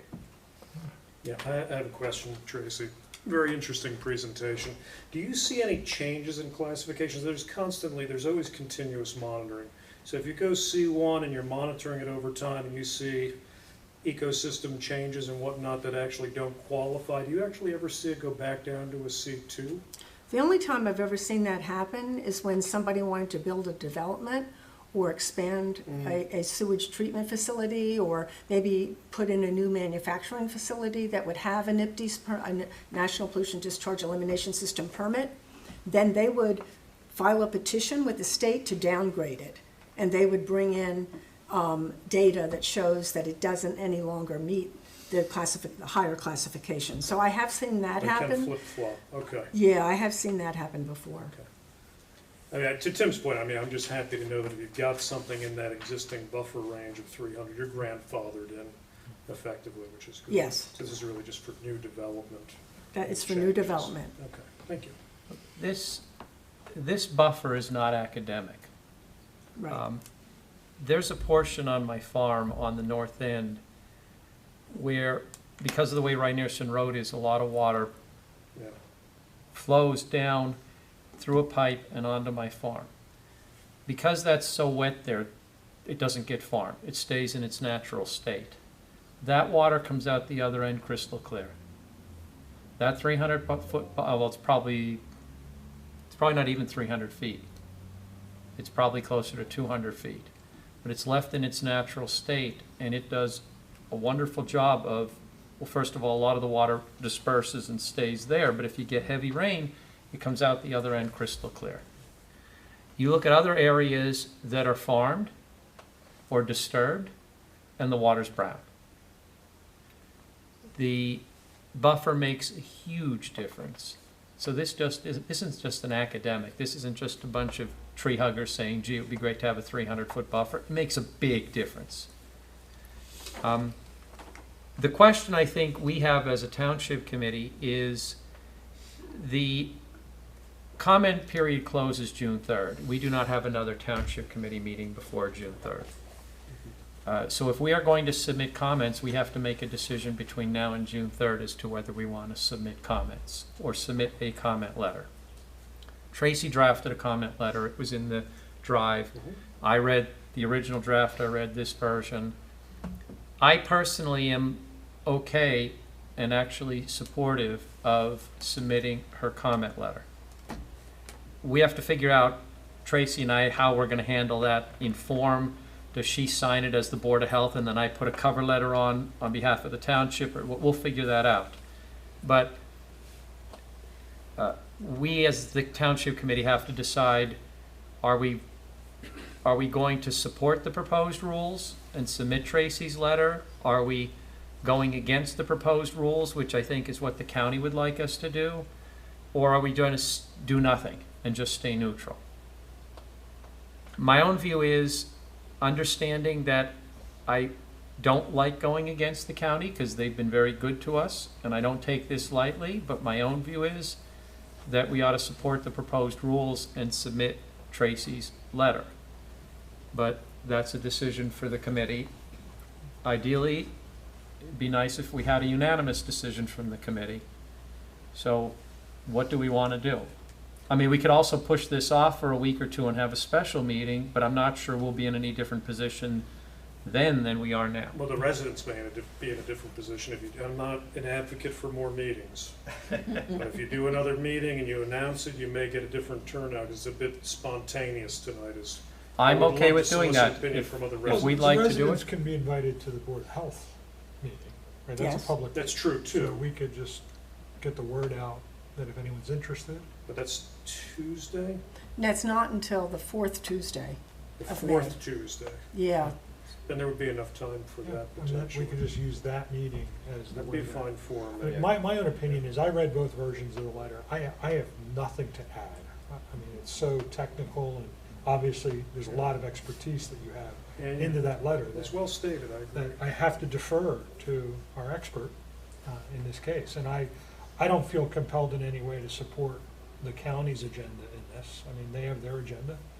It doesn't match ours. That's okay. It's okay to be selfish in this case. We're looking out for the township's interest. Well, but what you said, Tim, is correct, which is they have a different agenda than we do. They're just in a different situation. They're representing a much larger constituency, and, you know, part of that constituency is in favor of development. And this will impact development. So we're not in the same position by any means. But I guess then I say, if unless we see meaningful resistance at the Board of Health meeting, are we prepared, or are you prepared to authorize me to submit this on behalf of the Township Committee and the Board of Health to the state? Tracy's letter. That's really what I'm looking. Yeah, based on what, Pete? based on Based my on- read of the letter, yeah. I. What we have in I hand support today, I would agree with you. Chris? I mean, personally, I'm sort of on the indifferent side of the equation, just for the reason that I'm very hesitant to support anything that restricts private property rights. However, if the residents support it, I support it. I guess that's the simplest way to leave my position, so. Fair enough. So we will look at the outcome. I'm normally in the city on Tuesdays, but if I could make the Board of Health meeting, if I could be here, I'll try to actually come myself to the Board of Health meeting. We'll see what the residents have to say. We'll get it on the website. We'll get this material on the website, and we'll let people know that if they want to weigh in on this, come to the Board of Health meeting. Assuming nothing happens at the Board of Health meeting that changes our view, we'll go ahead and submit the letter. I think that's fine. Tracy, you can do an encore presentation. Well, yeah, and our board is very knowledgeable, But so for our the board will residents that may participate. actually show up that aren't here tonight or may not pick up this feed, that's what I'm driving Yeah, at, yeah. sure. It could be a truncated version, but it's I mean, this is a perfect application of the enhanced nixel that we didn't buy, yeah, where you could geocode a circle yeah, and then blast yeah. out to everyone's phone. Now, not many Yeah. people have home lines, but there is a way you could notify people in a certain geography. We don't have that technology, but it does exist. Okay, Tracy, thank you. Thank you. Thank you, Tracy. Thank you for taking this on. Thanks, Tracy. Thank you very much.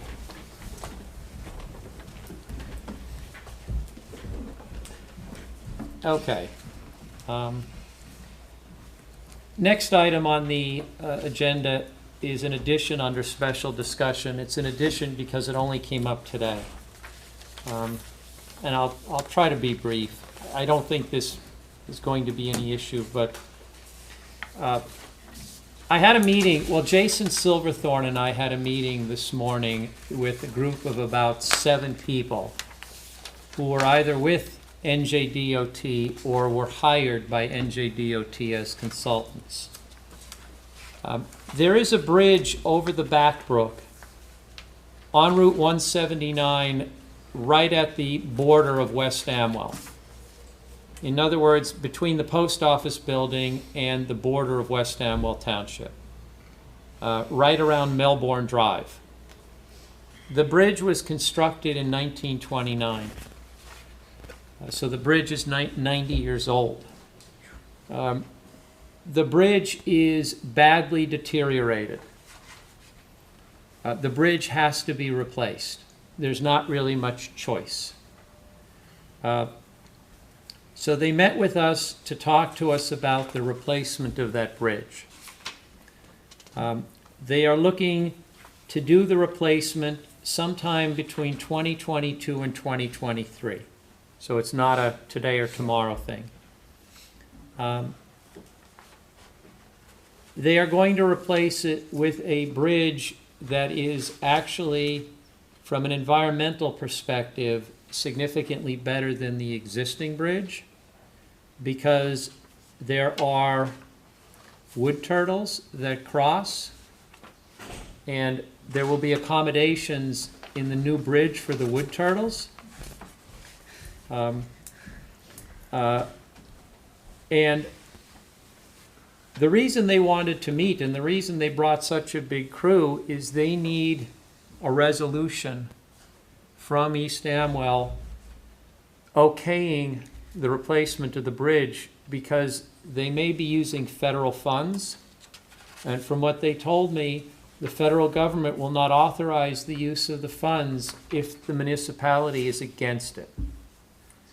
And I said, well, then what happens if we're against it and you don't get the funds? Well, then the bridge stays there basically until it collapses, until it has to be replaced and there's no choice. They discussed the impact on traffic. Route 179 is a very, very lightly used state highway by their standards. There are approximately, during the week, 3,000 cars per day that use it. I was amazed that that's light, but they say this is one of the lightest used state highways. There would be no detour. They would set it up such that there would not have to be a detour, that people could continue to use the road throughout the construction. They told me that there would not be any more than a 20 to 40 second delay during the replacement of the bridge for people using Route 179. There's a long window before they start construction, and they are going to come to East Amwell and do I forget the acronym they use, but basically a public session where anybody from the public can come here and look at all this and ask questions. But what they need from East Amwell is a resolution that says that we will be supportive of this.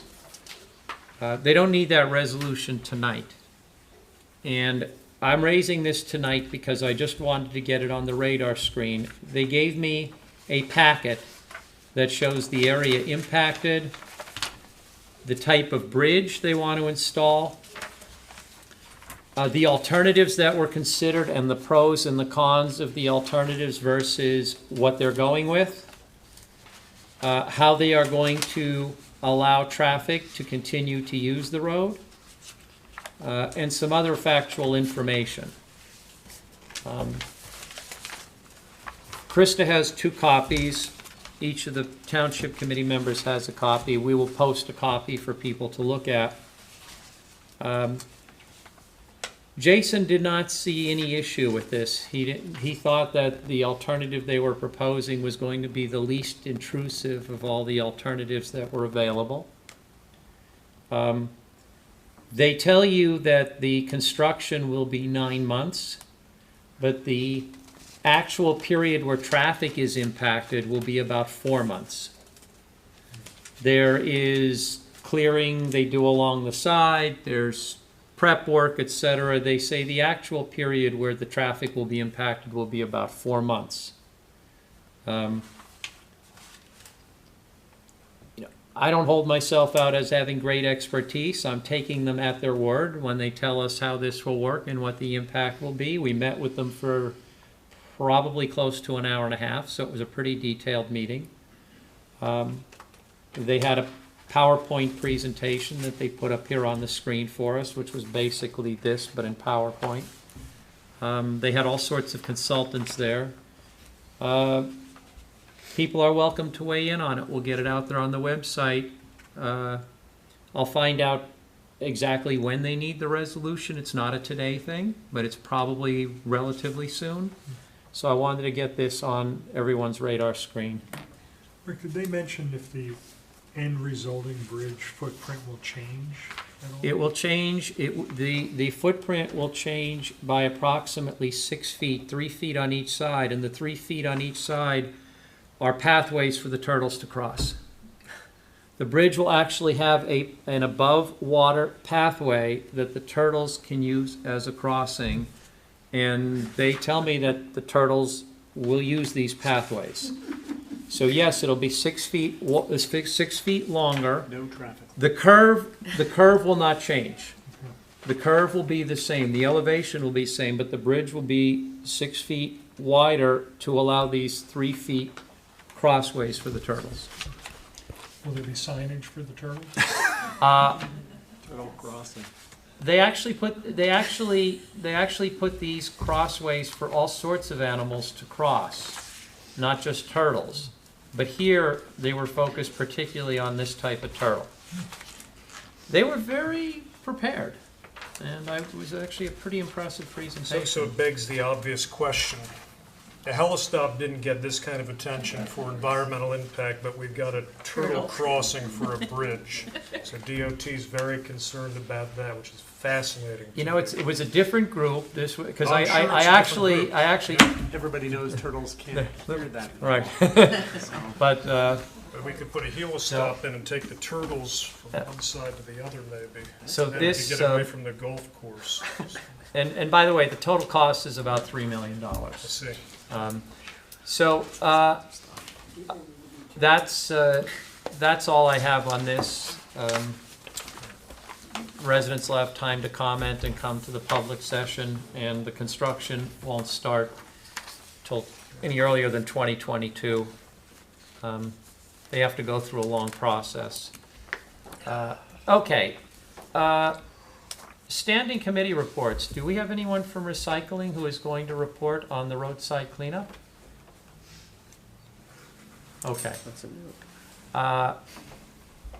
I actually don't know how that went, so I don't really have anything to say. I didn't hear anything No bad. news is so- good news, right, I think, guess, so it was yeah. probably as smooth as usual. Okay. Yeah, is Yeah, I picked up 8 bags Did you? on my stretch of Lindale Road, which Is I that was typical, or? surprised. Well, last year I hit it hard and got about 8 bags, so I was surprised that it basically got to the same level of mostly beer cans. That's what I find. I go out about every month and do Rainierson Road, and it's predominantly beer cans. That's good, it's recyclable material, it's great. It is, but the problem is the beer cans are, when you get a heavy rain, they're getting picked up and they're getting swept into the stream. Also, they yeah. attract mosquitoes. I mean, that's the problem with the beer cans. I mean, if you look, I sometimes go out and they'll fill up with water and drop to the bottom, and I'll be pulling them out of the seasonal streams on my farm, but I know some of them are finding their way down to the creek. Okay, approval of the minutes. I looked at all 3 sets for March 14th. I sent comments to Krista and Pam, light comments, because I thought they did a very good job. I sent light comments on the regular and the executive session. I don't think I sent any comments on the special. I'd like to get these approved tonight because we're a month past when we like to have them approved. So if you've all had a chance to read them, if you have any comments you want to let us know. Yeah, I just have 2. On the March 14th Township Committee, there's a section under where we were talking about the Environmental Commission budget, appointments, and other matters. It's page 19, but I printed it on regular 8.5 by 11. It paginates differently on legal paper, so I don't know exactly what page to refer you to, Krista. But on the second page of that section, middle of the page, it says Deputy Mayor Matthews asked Ms. Davis what would be different in town if we had an environmental commission. That should say an environmental resource inventory. And I would put that after that, Deputy Mayor, in parentheses, in his opinion, deferring to the fact that Ms. Davis has an opinion that she did answer the question. I said she failed to answer the question, so I would say she failed to answer the question in the Deputy Mayor's opinion, just to qualify it, because she made an argument that she in fact did answer the question. So, You want me to give that to yeah, her? you can have that, and then, That way you can see exactly where it is. and then on the executive minutes, just, Well, do we need to do that in executive session? I don't think so, Okay. because it's just saying that Mayor Wolf and Deputy Mayor Wolf had a discussion. Well, I was the deputy mayor at one time. They do that all the time. It should be Mayor Wolf and Deputy Mayor Matthews. Well, actually, in the Wolf household, Kathy's the mayor and I'm the deputy mayor. And you could pass that down. Do you need these back, Tim? No, Or gonna- no, I have an electronic. That's good. Okay. Any other comments to the March 14th minutes? Can I have a motion? Well, I'll take them one set at a time. Can I have a motion to approve the March 14th, 2019 special minutes, the JCP&L discussion? I'll move those minutes, yes. I'll second. All in favor? Aye. Can I have a motion to approve the March 14th, 2019 regular minutes? I'll move the regular minutes. I'll second. All in favor? Aye. Aye.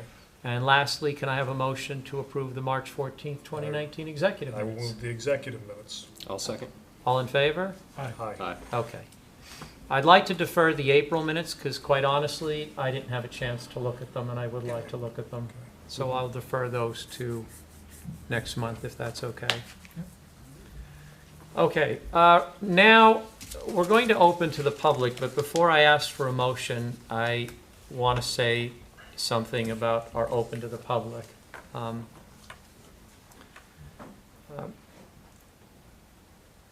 We had a brief discussion about this at the last Township Committee meeting in the executive session with our attorney.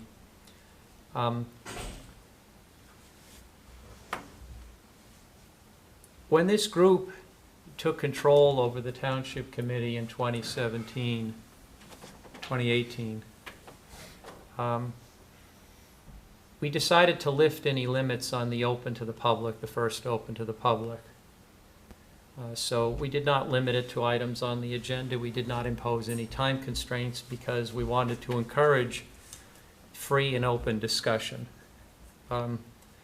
It turns out that what we thought would encourage free and open discussion is in fact become an impediment to free and open discussion, in part because at times residents will take control of the floor for a very extended period of time, and other residents don't want to sit through that and they wind up leaving and they don't have an opportunity to speak their piece.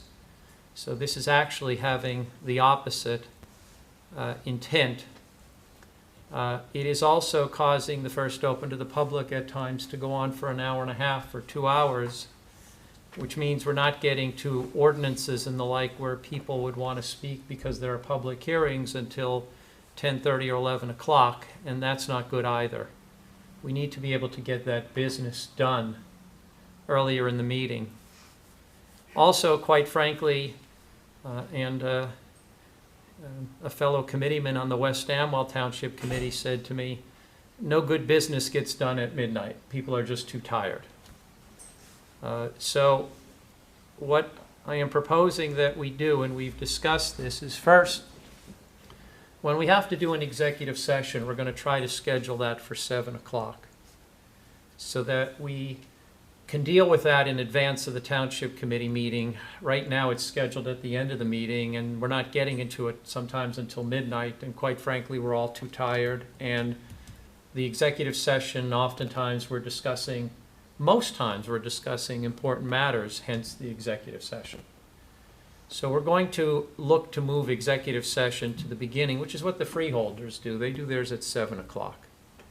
If we believe it'll take more than a half an hour, then we'll try to schedule it before 7 so that we're done at 7:30. Second, we are going to impose a strict limit of 10 minutes on anyone's ability to speak during the first open public session. If you need more than 10 minutes, you can speak as long as you like during the second open session, and we'll see how that plays out. Most municipalities have imposed time constraints on their open session. Most of them have imposed them on both open sessions. And most, as far as I can tell, are less than 10 minutes. In fact, at the county level, it's 2 minutes. My own view is that you should be able to get your point across in 10 minutes. If you need an hour, you can take another 50 minutes at the end, although if we start seeing that being a regular event with really just a lot of repetition, then we may wind up having to pose time constraints on the second open session. If you need to communicate a message to the Township Committee that's going to run on for an hour, you should feel free to put it in writing and submit it. We'll look at it. It can go into the record. But we can't have these township committee meetings going till midnight or 1 in the morning when business has to be conducted then at late night hours.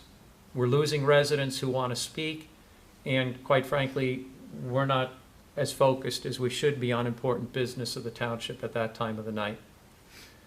So with that little preface, can I have a motion to open to the public?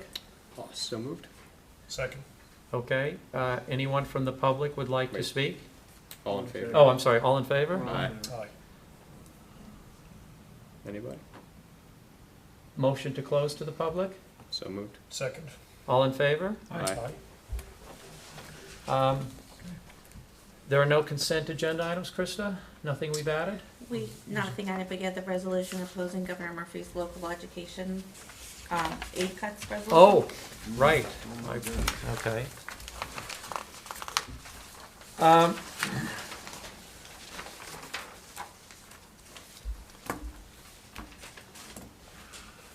There is a resolution that we are looking to approve this evening in response to Governor Murphy's cut in aid to certain school districts, including the East Amwell Township School.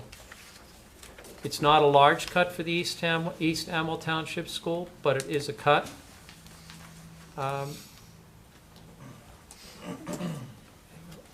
We feel that, or at least I feel, I worked on drafting the resolution, that we ought to be looking to increase our aid to education, not looking to cut it. We have one of the finest schools in New Jersey, as evidenced by the blue ribbon designation. To me, it's just an insult to cut aid to that school.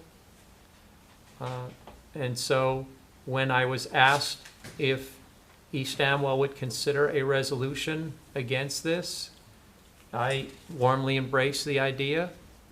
And so I'd like to make a motion to approve this resolution. I'll move the resolution. Yes. I'll second it. Any discussion?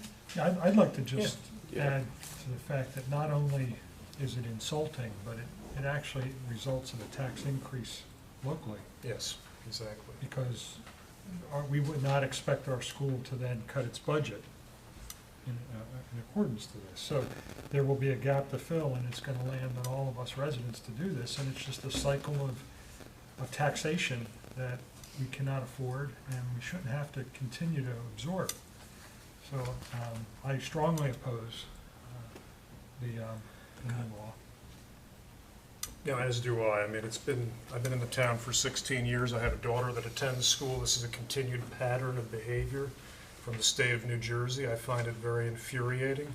I think the impression is the schools are doing well here, and it's a very affluent county. When you look at it on a per capita income basis across the country, and they feel it's fine to penalize us and redirect our taxes elsewhere into systems where we're just not getting the benefit. So throwing additional money into a non-working school system is not the solution, but this state continues to go down that road, almost irrespective of whoever the governor is. I know when Chris Christie was governor, he tried to redirect, and it was overturned by the court system. So I'm against it, and you're right. I mean, it puts an unreasonable burden back onto the residents to pick up the tab for that when we're already paying into the system. And it's really maddening. So I'm very supportive of the resolution. I thought it was very well worded, Rick, and happy to support it moving forward. And look, the East Amwell Township School is a crown jewel of this township. Absolutely. I don't think anybody would seriously debate that. I think even people who don't have children in school wouldn't debate the fact that this Yeah. is a crown jewel. We're a small town. To have a school like that is a real credit to this town. It is something that the state should be encouraging, not discouraging. It's a well-run school. It's an efficient school. It puts out great students. Those students go on to bigger and better things. To cut aid to a school like that, to me, is just unacceptable. So it didn't take me more than 2 seconds to say, yep, this is the right thing for us to support. So Anybody else have comments? No, I agree. I would just echo everything that's been said already. Additionally, as many people know, I served on Hunterdon Central Board of Ed last year, and I still remain in contact with people on there, and they tell me this is going to kill them. And considering our high school age students go to Hunterdon Central, I don't know if it's a little late now, but I would even ask that we add them to this list, because they also get a big cut of our tax dollars. And the other thing is, just from my experience on the BOE, there's a lot the state could do, specifically by, maybe not getting as involved, that would lead to a more efficient educational system, at least in my opinion. There's a lot of regulations and compliance things that eat up budgets and are just redundant.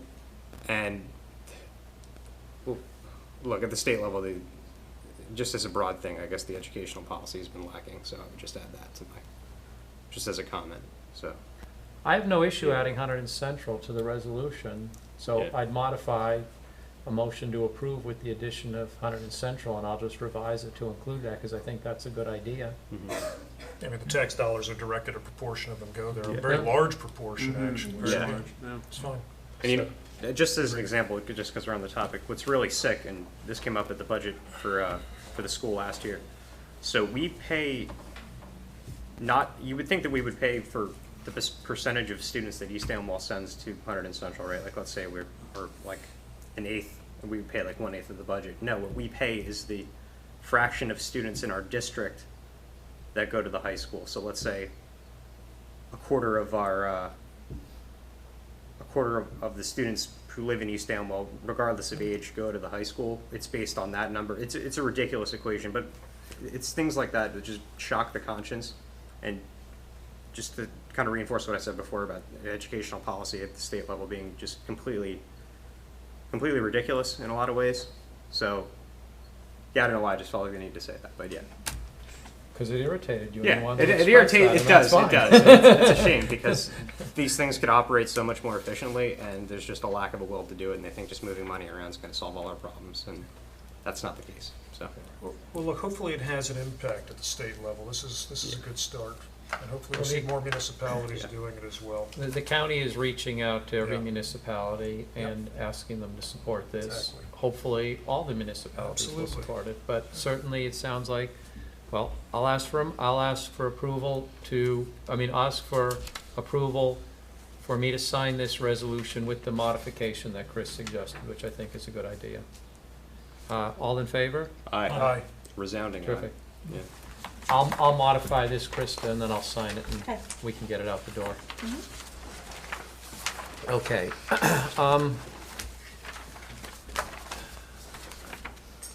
We are having two ordinances tonight that we want to adopt. And so there will be a public hearing on these ordinances. They are both related. They both pertain to our cleanup day.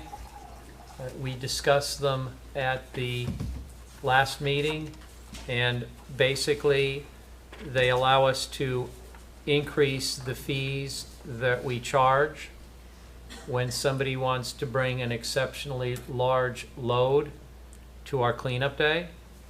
There was a loophole in the existing ordinance that some people were taking advantage of and bringing in significant amounts of waste and not paying an appropriate amount. So we discussed these at the last Township Committee meeting. Can I have a motion to open this to the public? Wait, I have to read my spiel. Oh, that's right, okay. This legal notice was published in the Hunterdon County Democrat on April 18th, 2019, and it was posted and available to the public since introduction on April 11th, 2019. Okay, Excuse me. Yes. If you don't mind, I'm just going to stand for a few minutes, so I hope I don't intimidate anyone, but my back is spasming, so Just stand in the corner. I'm just going to stand right here. I'm kind of intimidated. I'm sorry, Tim, but I find that very intimidating. I don't mean to lurk. That shadow over my shoulder. No, do what you need to do. you want to take a break? You want No, me to no, take a I'm break? fine. You all right? I just need to stand. Yeah, I just need to stand. Do you want to lay down? I'll walk on it for you. I'm fine. You need to hire a touch of chiropractor. Okay, so can I have a motion to open to the public? So moved. Second. And since 1909 and, I'm sorry, 19-05 and 19-04 are related, I'll just consider them together. Anyone from the public like to speak on these two ordinances? Can I have a motion to close to the So public? moved. Second. All in favor? Aye. Aye. Can I guess we'll take them one at a time because we have to do a roll call. So can I have a motion to approve ordinance 19-04? Motion for 1904 approval? Second. Any comment? Just a comment, I mean, I sit on the recycling committee, I mean, this has been kicking around for a while, and we have had a few abusers of the cleanup day, so I think this will rectify that, and it does give some discretionary judgment to the person who's actually running that particular depot for the day, which I think is important, so this should resolve the issue, I think. I don't think I was a violator. I do admit I brought a trailer in for that. I paid my $35, but maybe it'll go to Yeah, look, $75 now, People but that's don't, fine. there's no objection to did. bringing in a trailer, but No, if it's it's, not that. if it's equivalent of 2 pickup trucks and we're charging, Pickup truck plus a trailer. right, Well, so, what we've seen is a pattern of behavior where we're getting people stockpiling throughout the year and coming in, 5-6 times. And that can be concerning because then it just eliminates the ability for other residents coming in with a single load even, perhaps to drop off. So this, again, the additional fees are important for that. So that's fine. That's all I wanted to say. That's very So- appropriate. can we do a roll call? Mhm. Mr. Miller? Yes. Mr. Wolf? Yes. Mr. Matthews? Yes. Mr. Sobieski? Yes. Mr. Osterman? Yes. The adoption notice will be published in the May 16th, 2019 issue of the Hunterdon County Democrat. Okay, ordinance 19-05, can I have a motion to, I have to read the thing oh, again. we'll read the thing, I'm sorry. This legal notice was published in the Hunterdon County Democrat on April 18th, 2019, and it was posted and available to the public since introduction on April 11th, 2019. Okay, could I have a motion to open to the public on 19-05? So moved. Second? All in favor? Aye. Aye. Any member of the public like to speak? Motion to close to the public? So moved. Second? All in favor? Aye. Any discussion at the committee level on 19-05? Ditto what I just said for me. Okay. Do you want to do the roll call? Motion Motion to to adopt. adopt So 19-05? moved? Second. Mr. Miller? Yes. Mr. Wolf? Yes. Mr. Matthews? Yes. Mr. Sobieski? Yes. Mr. Osterman? Yes. The adoption notice will be published in the May 16th, 2019 issue of the Hunterdon County Democrat. Okay. We are looking to introduce 3 ordinances this evening. The first is to amend the provisions in our existing bed and breakfast ordinance. This originated at the planning board a few months ago. I'll make a long story short. We had received some complaints from residents about bed and breakfasts in East Amwell, so the planning board decided that we would do some investigation, and we did. And a group of 3 of us actually went and visited a bed and breakfast in East Amwell to look how the operation was run. We also did some homework on the internet-based services like Airbnb. Yeah. We came to the conclusion that our existing ordinance dealing with bed and breakfast was outdated, which is not surprising because it predated the internet, it predated Airbnb. So we decided that we would update the ordinance. In updating the ordinance, we had to make some policy decisions. And again, to make a long story short, we came to the conclusion that bed and breakfasts, at least to date, are not a problem in East Amwell. That they are not creating any issues. And that they are helping people pay their bills, pay their ridiculous property tax bills, pay other bills, the high cost of living in New Jersey. We want to encourage longtime residents to stay in East Amwell. When I was campaigning in 2016 and knocking on doors, one of the things that I heard quite frequently was residents saying to me, I love living in East Amwell, but when I retire, I have to leave because I'm not going to be able to continue to afford to live here. So our view was that if somebody wants to do a bed and breakfast on a small scale, we shouldn't be an impediment. It's not creating any problems in the township. But on the other hand, we did want them to be subject to certain rules. And those rules are laid out in the ordinance. For example, it's not a full service hotel.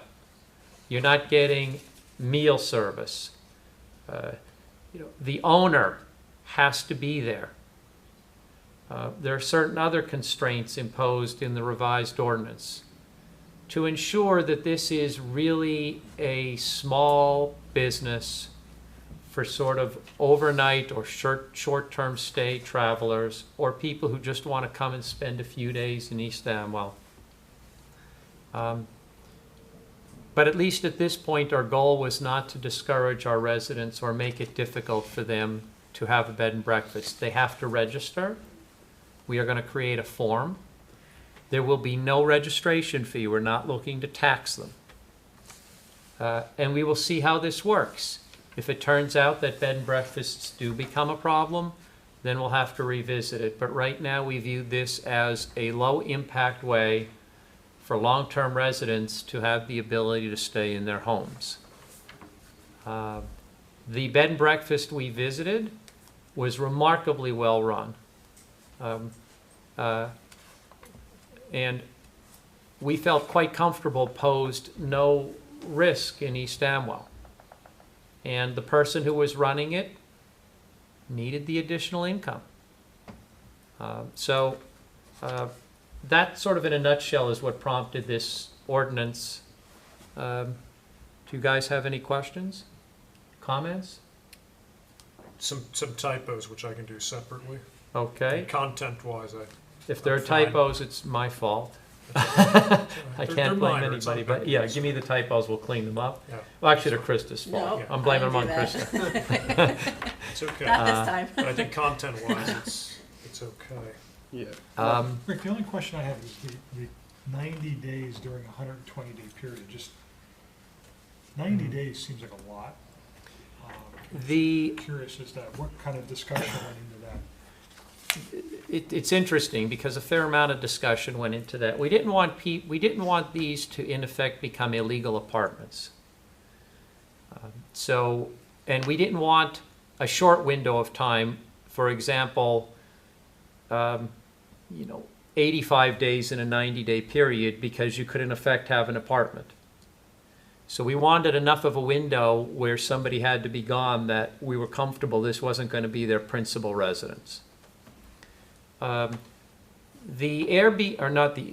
bed and breakfast that we visited,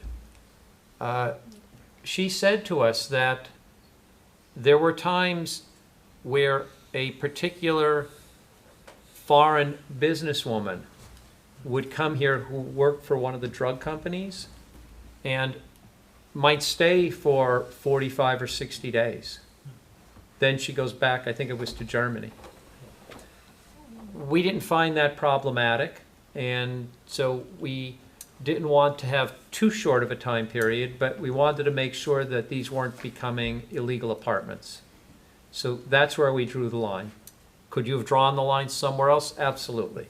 But we had a fair amount of discussion on this. This B&B ordinance took a while. This wasn't something that just happened. It took a while at the planning board. There was a lot of going back and forth.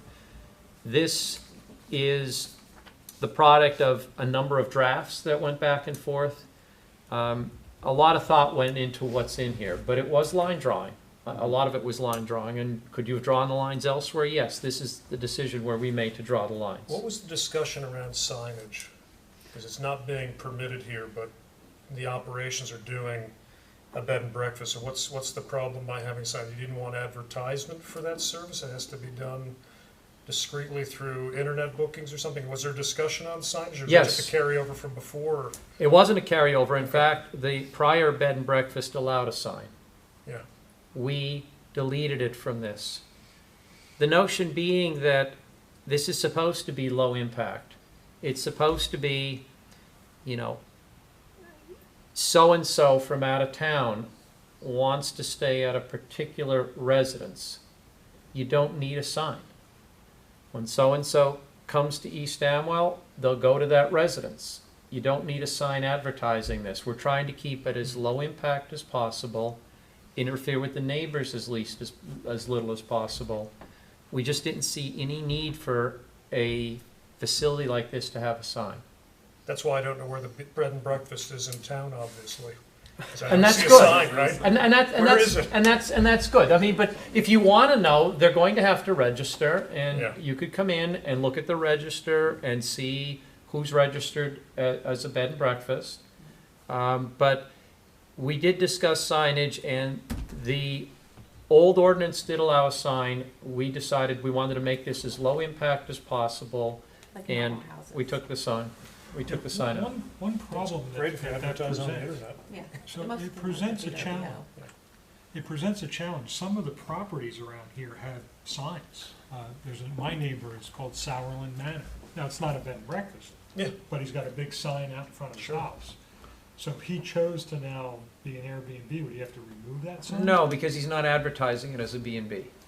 Okay, so you could still have a named property. If you had a farm and it was Matthew's Farm, and you decide to open a bed and breakfast, we're not asking you to remove Yeah. Matthew's Farm. That has nothing to It's do with the the bed and breakfast. advertisement of a service you're concerned with. Yes. But in the internet, I might not advertise, you know. You know what, Tim? We could take this ordinance and we could make it 84 pages and try to cover every scenario possible, and I could bring it back to the Township Committee 3 years from now. And my guess is there'll still be issues with it. We tried to do something that was simple, that got us comfortable that it would be low impact, but that would allow the residents who need the extra money, and that's generally people who are doing this, to do that. Well, look, we can always amend it later. It's fine. That's the way we looked at it. We So- said, let's start with something that hit Content's the high fine, yeah. points, We can and if push people back. start abusing it, we wanted a sufficient level of precision so that if Krista got complaints, she had something concrete she could look to, Yeah, which also took a fair amount of time. So we tried to take away as much subjectivity as we could. But on the other hand, we could have gone with a 50-page and 80-page ordinance, but that's just not what we thought was right at this point. And I'm not saying that your comments aren't valid, it's just we made a judgment. The planning board made a judgment. I wasn't challenging your judgment. No, I know you weren't. I'm just saying this went through a lot of discussion. Yeah. In fact, I think out of everything that we've done, this got the most. The signage was a big part of the discussion. This may be in the last year and a half on the planning board, this may be the single topic that had the most discussion. interesting. Okay. A lot of thought and discussion went into this. Yeah, again, I'm not gonna belabor, I just think the way it's written, it says no signs identifying the bed and breakfast are permitted. But again, if I advertise Matthew's Farm on the internet as a B&B and I have a sign up on front of my property that says Matthew's Farm, I essentially am in violation of this. Tim, put service after bed and breakfast. Tim, and I it can kinda goes call, away. you have a You could big tweak blue that a house, little you bit. could advertise big blue house on Airbnb also, and they pull up and they see the big blue house. But if you want, you can just do one word to insert in there, and then hopefully that resolves it, because it's Yeah. the service you're concerned with. Yeah, look, I'd really like to get this passed. It's been kicking around the planning board for a while. We'd like to get it up and running. If we feel that we need to make additional amendments, I'm fine doing that down the road. If the sign is a big issue, Tim, and you want a draft language and we'll run it back through the planning board, we could do that. I would just add that to Tim's, I didn't pick up on this yesterday at the planning board meeting, but the parking space thing, and I know we talked about this at length before. 3 parking spaces must be provided for the owner/residents in addition to 1 space per guest room. Now that seems kind of restrictive. Like, let's say it's a single person who owns their house, like why do they need 3 parking spaces? Well, a single person could have more than 1 car. I see, but this seems to be requiring that they had to have 3 dedicated spaces to them and then an additional 1 for each guest. Correct. I mean, you were there for the discussions. Yeah, and I think I had an issue with that because Chris, I don't know what to tell you. This is Yeah. what we approved. You were there for it. Yeah. I mean, you're welcome to change your mind if you want to, but I'm telling you, this is what we discussed the parking spaces. This didn't just pop up. This was another thing that got significant discussion. Yeah, and I thought I raised that issue at the last time. I guess I didn't notice this yesterday. If you're just introducing it tonight, do you have to, I don't think legally you have to decide on the exact language. You're gonna have the public speak at the Yeah, exactly, the public next session. commentary anyway It's may just change a introduced little tonight, bit. right? As long as it's not significant change. But you're saying you gotta take it back to the planning If we're board as gonna well change this, I think we have to Right. take it back to the planning board. Which may happen after public comments anyway, right? Look, if you want different language, Chris, give us the language, we'll take it back to the planning board, and we'll just start the process again. No, I mean, well, Tim, do you want to send it back on your sign thing, or do you think we're okay where we're at? Because I don't want to be the only one if you You think. can include like any identification of like like certain already pre-existing signs that identify like a farm or. Just say no signs identifying the bed and breakfast service Right. are permitted. And then it gets around it. If you've got other signage up, you know, Pete's great, I can have that up on the lawn if I want. I mean, you need a Right. permit for a sign anyway, so.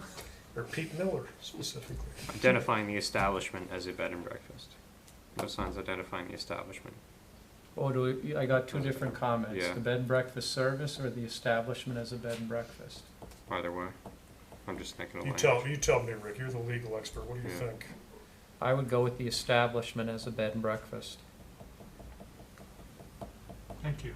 It's fine. I'm with you on that. And then what about the parking spaces?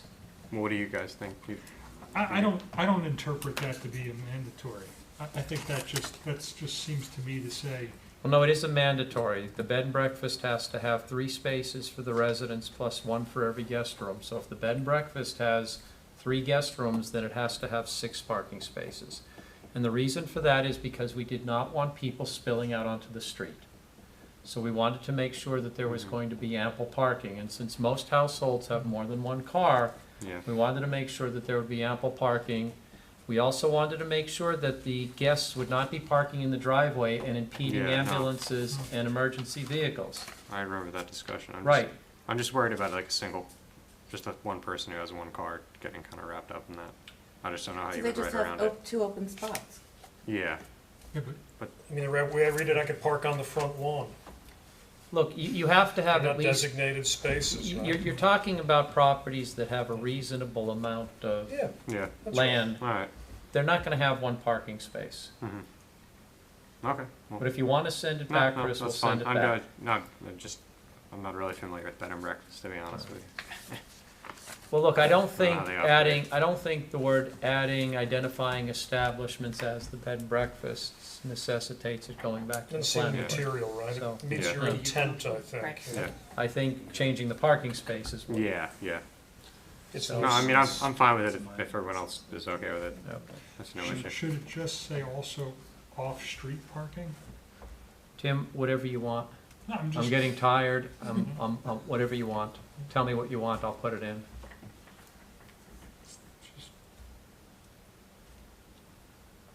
I'll leave it there. I don't think it would matter. I don't- I'd rather hear what the I don't public think has how to say. anybody would look at Yeah. this and say, well, that means 3 parking spaces on Wartsville Road. It doesn't preclude it. Tim, whatever you want. Right. Whatever you want. Tell me the language, we'll put it in. Whatever you want. Well, I'll have to think No, it about says. All right. all- Think about it, let me know. It says all parking must be provided on site. So that kind of, you shouldn't have to worry about it. Let's see how it goes. Yeah, see what We happens. can I make mean, you know, changes well, yeah. later. So are we Splitting introducing hairs or here. no? I have no I'm- idea at this Yeah. point. Yeah, we have, yeah, let's, I think we're introducing. we're introducing. I don't think anything I would add would, It doesn't seem Material substantive to me. Yeah. Substantive changes, I right? agree. I don't think Yeah. so. If we have consensus around that, then we can introduce, correct? Correct. Yeah, I All mean, in in favor? D, it says, all parking for the bed and breakfast must be provided on site without impeding access for fire trucks, ambulances, and other emergency service vehicles. Front lawn. Clear. I'm okay. I don't see how anybody could read that as meaning you could put it on the road. Yeah. The road is not part of your site. All right. Let's go. So, So, motion to introduce? I moved it. Second? Yeah. This ordinance will be published in the May 16th, 2019 issue of the Hunterdon County Democrat, and the public hearing is set for the next regular Township Committee meeting on June 13th, 2019 at 7:30 p.m. perfect. I'll give you mine. Yes, Stuff later. you can give it to Rick. Do we Oh, yeah, I'm sorry, I give it to you, Rick. Thank you. Yeah, we need to vote. We need to vote. We It's need an to vote. introduction, It's you an don't need to introduction, vote. it's just a, all in favor or no? All in favor? All in favor? Aye. Aye. All right, next. Okay. The next is an ordinance that would eliminate the subdivision review committee and establish an application reviewing committee. To streamline things at the planning board, we thought that when someone came in with an application, for example, a site plan, that there would be a committee that would review that application principally for completeness, to determine whether the application is complete. What we were doing in the past is when an application came in, it would go to the professionals. And the professionals would review it for completeness. And the resident would be billed for that. And this is part of a much bigger plan at the planning board, but we feel like our residents are spending too much money in professional fees for relatively simple things that they want to do on their property. Case in point, we had a resident that came in a few months ago wanting to put in a patio, paver patio. That resident spent over $10,000 in professional fees to try to, I'm not joking, over $10,000 in professional fees to satisfy all of our requirements. And the problem is that, and I'm not being critical, but there's no gatekeeper for the professionals. The professionals are billing this through to the resident, and there's nothing to discipline them, to try to cause them to operate efficiently. And we came to the conclusion that the planning board now has sufficient expertise in-house to do a lot of this ourselves and not have the residents charged exorbitant fees. So we'll review the application. If we have questions about completeness, we'll call the professionals. But we're going to control the inflow rather than having the professionals control the inflow. We're going to try to make the entire process more cost-effective for the residents. It's absolutely ridiculous that somebody incurs $10,000 in professional fees to put in a patio, a paver patio. It's ridiculous. It's ridiculous. And with all the requirements and nobody just stopping to think, do we really need all of this? Do we really need a full-blown set of professional drawings that's going to cost the residents several $1,000s showing us where the patio is located? Where I used to live in Far Hills, you would take your survey that you got when you bought your house, copy it, and draw on it. And you'd take it to the clerk, and in a week, you'd hand her a check for $50, and in a week, they told you whether you were okay or not. This is just crazy. Now, look, somebody comes in and wants to do something really significant, then yes. And you expect to incur those kinds of fees. But on the other hand, you want to do a patio or something relatively insignificant? Should you be spending thousands of dollars in professional fees? That's just crazy. So the first step is we're going to review the applications internally. So we took our existing ordinance, which dealt with only subdivisions, and we expanded it to basically all applications. So now an application comes in, and we're going to look at it for completeness. And we'll make the decision whether it's complete. And the residents will save money, and it'll probably get done faster. We also plan on making other amendments to our ordinances dealing with checklists, etc., to make this process easier for Krista, so she knows exactly what they need, and cheaper for the residents. So, any questions? Sounds like a good idea. Doesn't seem like there's any downside, no liability risk or anything. If it's out of your control, you don't understand it based on the expertise on the board, you pumped it up to a Look, professional. we have a planner, a professional planner. Yeah. We have a lawyer. We have another almost lawyer. We have 2 builders. Yeah. We have Gail, who is now the chair of the New Jersey Planning Association. We have Francis. We have a lot of firepower on the planning board right now. And our view is, rather than the professionals running the planning board, which was what was happening for years, we're going to run the planning board. And Makes sense. we're going to cut the township's fees, what we're paying for Yeah. professional services, and we're going to cut what the residents are paying for professional services. Now that creates more work for us, and I have to tell you that Tamara Lee is working a lot of hours on these. She did the first draft of the bed and breakfast ordinance. I just took it and converted it to legalese. She did this ordinance. I just took it and converted it to legalese. She's been doing a massive amount of work, and we're getting thousands of dollars of free labor. And then when issues come up, like when we were discussing bed and breakfast and we were considering things like septic issues, we have builders who weighed in with a lot of good practical advice. Yeah. So the planning board is changing, in my view, in a good way, and it's going to be the people who are appointed are going to be running the planning board and watching fees very, very carefully. It's good. And when we have concerns, we turn Francis loose, because Francis has been monitoring these fees and catching a lot of things that have been troubling.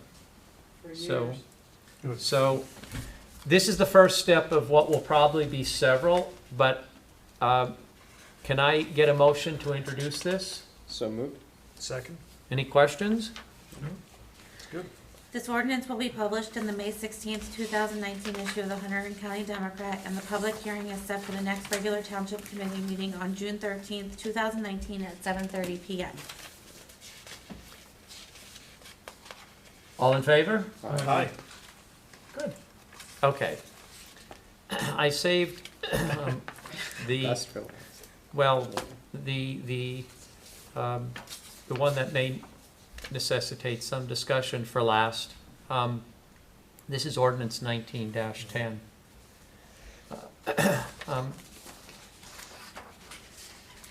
As you recall, the planning board introduced and approved recently an amendment to the land use element of our master plan, dealing with golf courses.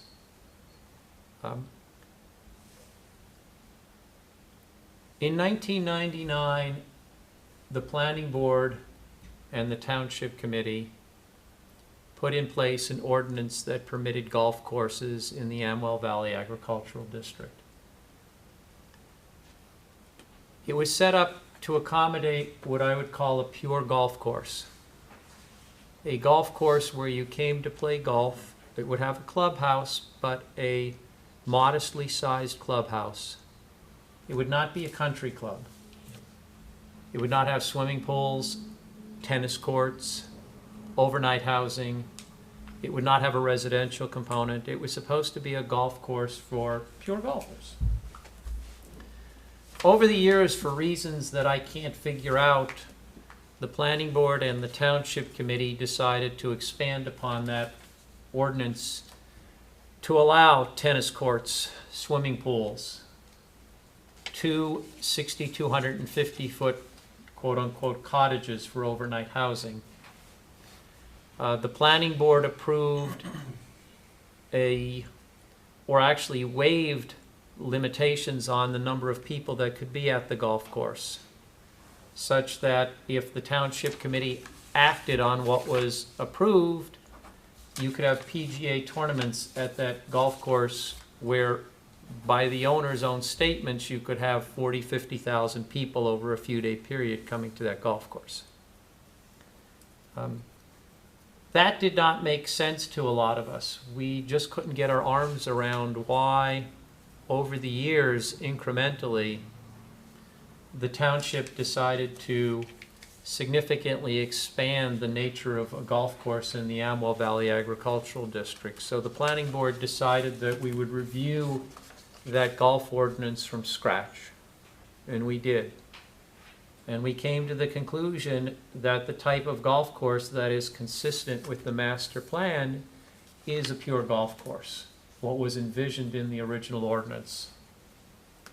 So basically, the ordinance that I'm bringing before you tonight is intended to do two things. One, to restore the golf course ordinance back to where it was in 1999. And two, there was a very significant drafting error in the original ordinance that was discovered in the course of reviewing this, and we in fact believe that the existing ordinance may not even have been compliant with state law. So we are fixing that drafting error. It's not substantively changing the intent of the ordinance, it's just fixing drafting that we think is not compliant with state law. With that background in mind, I'll ask if anybody has any questions. Yeah, I mean, I admit, Rick, I didn't go back and look at the original, I guess, ordinance on this, but there's the deletion of section 92-91B9. We're talking, so we pared the definition down to be more in line with what it's supposed to be as far as what a golf course is and what constitutes the deletion of the language. What was in that section just in general? Did that include some of the spillover facilities? That's what was deleted, Kevin. What was, Fine. we went back to Yep. the language that existed in the 99 ordinance, so what was deleted was were the additions. Swimming pool, tennis Yes. courts, and Yes. residences? Yes, Okay. otherwise, it's the original language. Fine. Good enough for me. Good. So the changes were basically, were mainly deletions except Yep. where we had to fix the drafting error. Okay. And the drafting error was really just taking the existing language and moving it from one section to another section. And the good news is they can't loophole and become a B&B. There's no residents on the site. Got plenty of parking though. Here's the sign. Look, I also want to make one other comment, just to be clear here. Yeah.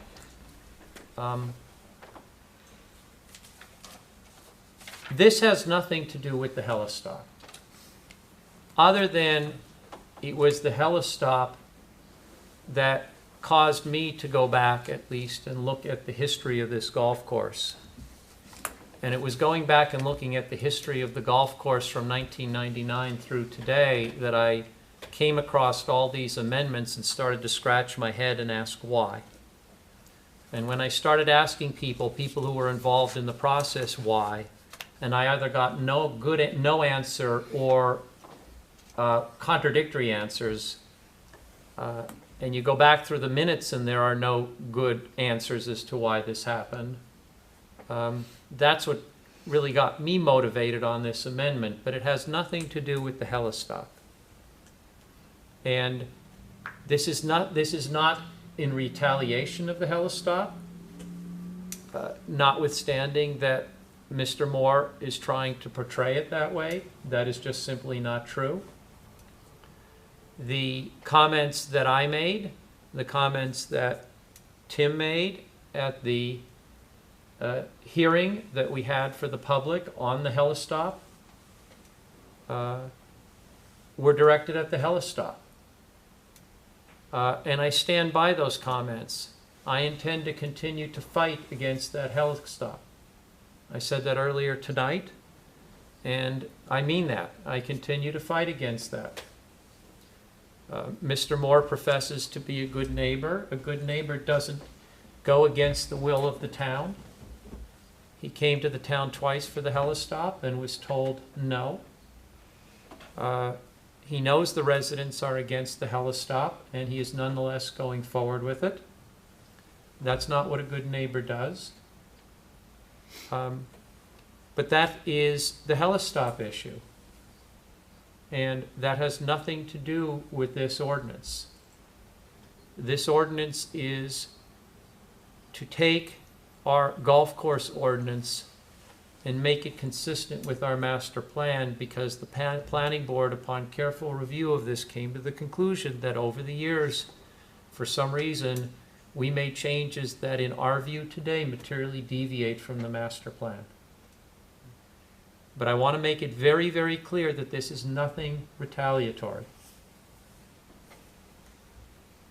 If something brought to my attention these changes and the helistop never happened, we'd be in the same place. So I just want to make that clear. I don't know if you want to make any comments in that regard. I think I'm on the record previously of opposing these changes that have been evolving over the years. So I'm very pleased to see us move back to where we intended to be all along. So I fully support this. Chris? I'm good. This is like my third or fourth time dealing with this, so I've spoke my piece in the past, and I support it too. Kevin?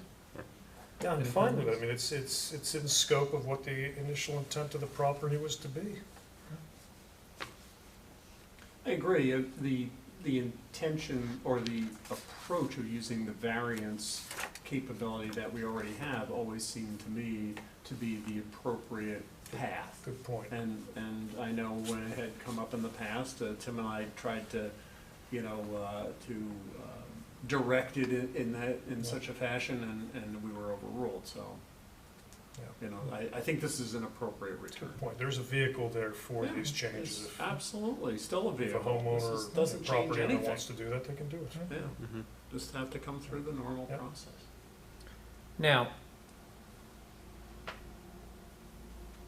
Mr. Moore can still come to the planning board with an application before this is finalized, and if he does and it's complete, then that'll be grandfathered, which means he could still build the pool, the tennis courts, etc. I'm told that application would be good for 3 years with the right to extend it twice for 1 more year each, so a total of 5 years. So he may well show up, or the Ridge may show up with an application sometime between now and the time this is approved, assuming it is ultimately approved. That is what it is. I can't change that. The planning board will consider this at its June meeting and make a determination whether it's consistent with the master plan.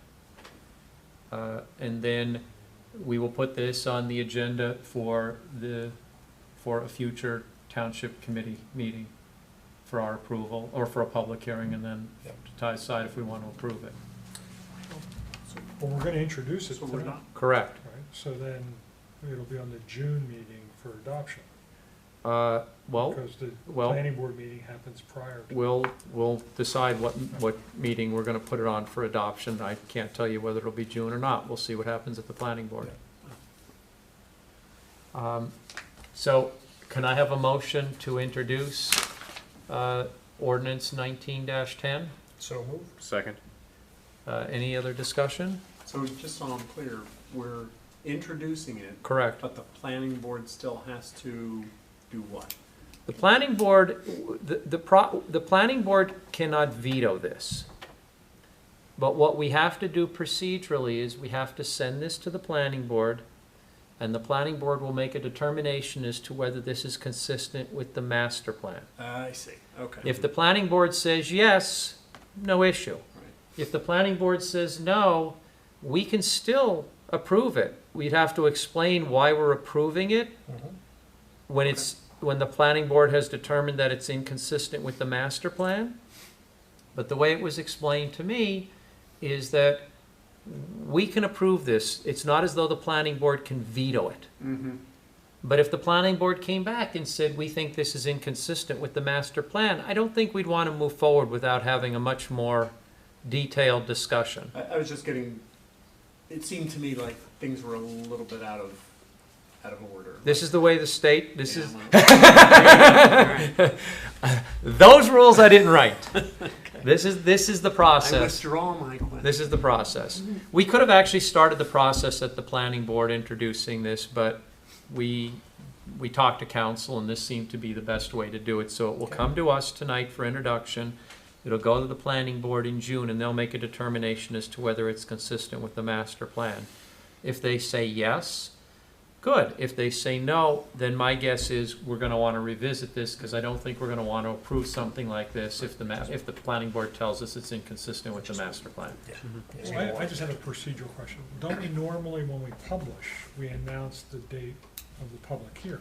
And we will plan on having the public hearing in June. Okay, that's all. But if the planning board comes back at its meeting, which is before ours, Then and we may says have to this is defer. inconsistent, then we're gonna say timeout. Yeah, okay.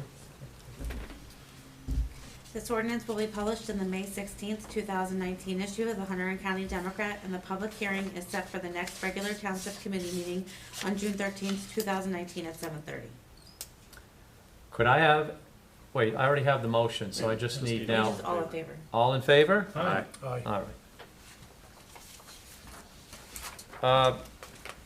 Special committee reports, the Board of Health notification of violation. I looked at the notification of violation and it had to do with the tires on John Ringo Road. We got a complaint that there was a resident that had lots and lots of tires in their backyard. In fact, the resident who complained sent me a picture. And my jaw dropped. This wasn't a couple of tires. This thing looked like a tire junkyard. There was about 300 tires. Holy crap. So we got on that right away. And bottom line is, this is a county Board of Health issue, and the county came in and issued a notice of violation. They're gonna have to clean this up. So that's what this is about. So they did clean up some of the tires. I got a receipt. So he is making progress. Yeah, he didn't have a choice. If There's he your didn't get mosquito these issue things right cleaned up. there. Well, that's what, Well, that's yeah. what. Yeah, that's part of the problem. Correct. That's part of the problem. How does someone accumulate 300 times? Yeah, right. It's not People overnight. that are living on the property in the camper. Okay. That's a separate That I didn't know about that one. Didn't know about, that one didn't come up. Didn't know about that one. They're not Planning operating board B&B issue. though, right? Okay. B&B. Okay, so, unfinished business. Krista, what do we, So, you were gonna call the insurance to see if it was a liability. right. we have to- However, okay. I called visiting nurses, the visiting nurse, to see if they knew of any liability to the township. They were having a fundraiser. He's gonna call me back, next week, so I will Okay. have an answer next week. Can we also call our insurance Yes. and find out? Let's make sure, I want to hear from our insurance that it's okay to do this. I don't want to find out down the road that if somebody has a reaction and sues, that influenza our insurance vaccine. says, wait a minute, you weren't supposed to do that. Yep. So let's just make sure the insurance is informed. And by the way, if you have a call, let's follow up with an email and say, per the telephone conversation, you told us it's okay to Sure. have this. Sure, So I'll that get it there's in writing. something, yeah, so that we're on the record as getting there okay. Tax bill mailing. I guess Pam wants to know, to send these out for tax mailing. Mhm.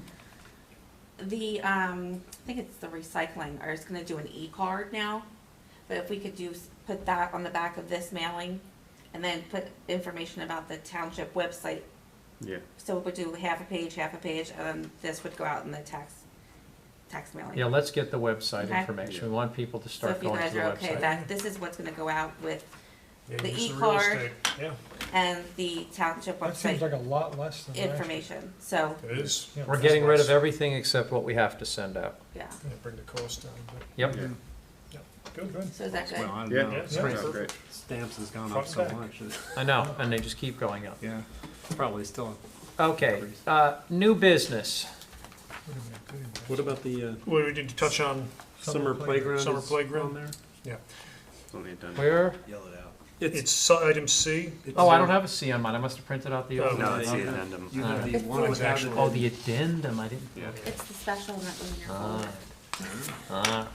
So just a quick update, so I wasn't here, I was traveling last month. So we've actually, thank you, Krista, have posted the jobs. So we have a supervising director for the summer playground that runs for 4 weeks in July for K through 8 students of East Amwell. We run it every year for an extended period of time.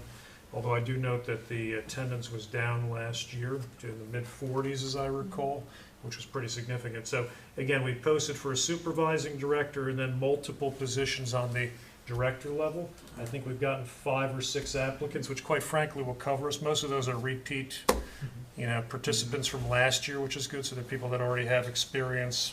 Oftentimes they're teachers at the school. So I'll reach out, because we have one for the supervising director. I'll set up an interview, with that individual probably next week. Because my preference is always to have the supervising director screen and decide who they would like, and then I just kind of do a rubber stamp to make sure I'm comfortable. I've said it before and I'll say it again, I do give preference to East Amwell Township residents in that process. I think we should. But we do have a mixed bag, to be honest with you. There's only a couple that are residents and the rest are residents. So we'll keep it open. It's open until June, so we don't have to make the final decisions, but I would like to start at least the interviewing on the supervisor, because we need to get notices out. I don't think, and I don't recall, Tim, the exact amount. I know we increased the fee to $90 maybe last year, or $95. It was a nominal increase of $5 or $10 over where it was before, and I'll dig that up. But I mean, if you look at the hourly rate, it comes out to be like $1.50 an hour. So changing it, we're not trying to make it it's not a profit center, but we've lost money in the past, so we're just trying to shore that. But I don't think we're going to make a point of changing it on the fee side, but what I would like to do is manage the staffing a little bit more carefully. So if we don't need an extra head count on the director's side, maybe we can have somebody who's available as an alternate in case we see attendance rise, and then we need to bring an extra person on, but not to hit the field prepared for 80 when we only get 40 kids that show up. So I just want to manage that with the team a little bit more I carefully think this that's time what we around. talked about last year, was either try to drive the Correct, subscription up, correct. or cut back the staff. But even if I change it by $10 and it's 42, it's $420 and it's tiny. So we'll manage it maybe on the staffing side and leave it go. I'll let you know. I'll pull it from last year just to see what the fee was. I mean, again, if we did anything, it would be very nominal. But the staffing is more impactful, because on the low end, that's at least a couple of $100 per week. So it's almost $800 or so over the course of the program. So it's up and running, which is good. We've got some candidates. We'll get the process going, and I'll keep you informed. How's the school doing on recruiting? Are they getting the word out, or? Look, everybody knows who's here. It's probably going to occur again, just like drama camp occurs for 2 weeks in July. But nothing has been officially sent out. And that's the importance of getting the supervising director on board, because that person will lead the charge in the notification, and that ultimately ends up in the backpacks of the kids at school. And that's how we tend to pulse it out. And then it should be on the website as well and some other outlets. But it has not gone out yet, Tim. So in the past, we we approved the hire, but we're not gonna have time. Yeah. So, Well, if you want to give me the discretion to at least approve, because the team is pretty much going to be a repeat team from last year, with maybe slight change in scope of responsibility for the supervising director. That'll be somebody who was previously just a director. It's just the person who's orchestrating and ultimately responsible for all the activity, making sure the mailer and all of those things are addressed. So if you give me that authority, then I'll go ahead and I'll take care of the interviewing and recommendation for hiring and get moving on it, because we do want to get the notices out pretty quick. I mean, they need to go out early June at the latest. school year ends, what, mid-June? Well, I think with the snow days, it might be extended a little bit, Tim. It might be like third week now, but yeah. Those are half days. I have a problem with the program in that it discriminates against four-legged children. Yeah, I saw your objection. Okay, I have 3 now that are very young and very energetic, and we wouldn't mind putting them in summer camp to give Kathy a break for a few hours a day. I think as part of an activity, it could be something. It could be like a dog grooming activity, but they can't actually enroll in the program. They can be a subject of the program, but not enrollment. But yeah, I saw that. Yeah, duly noted. Okay. One dog does bite, as I recall, right? No, But he's no, none of them bite. They're sweet the little things. guy, but that was before.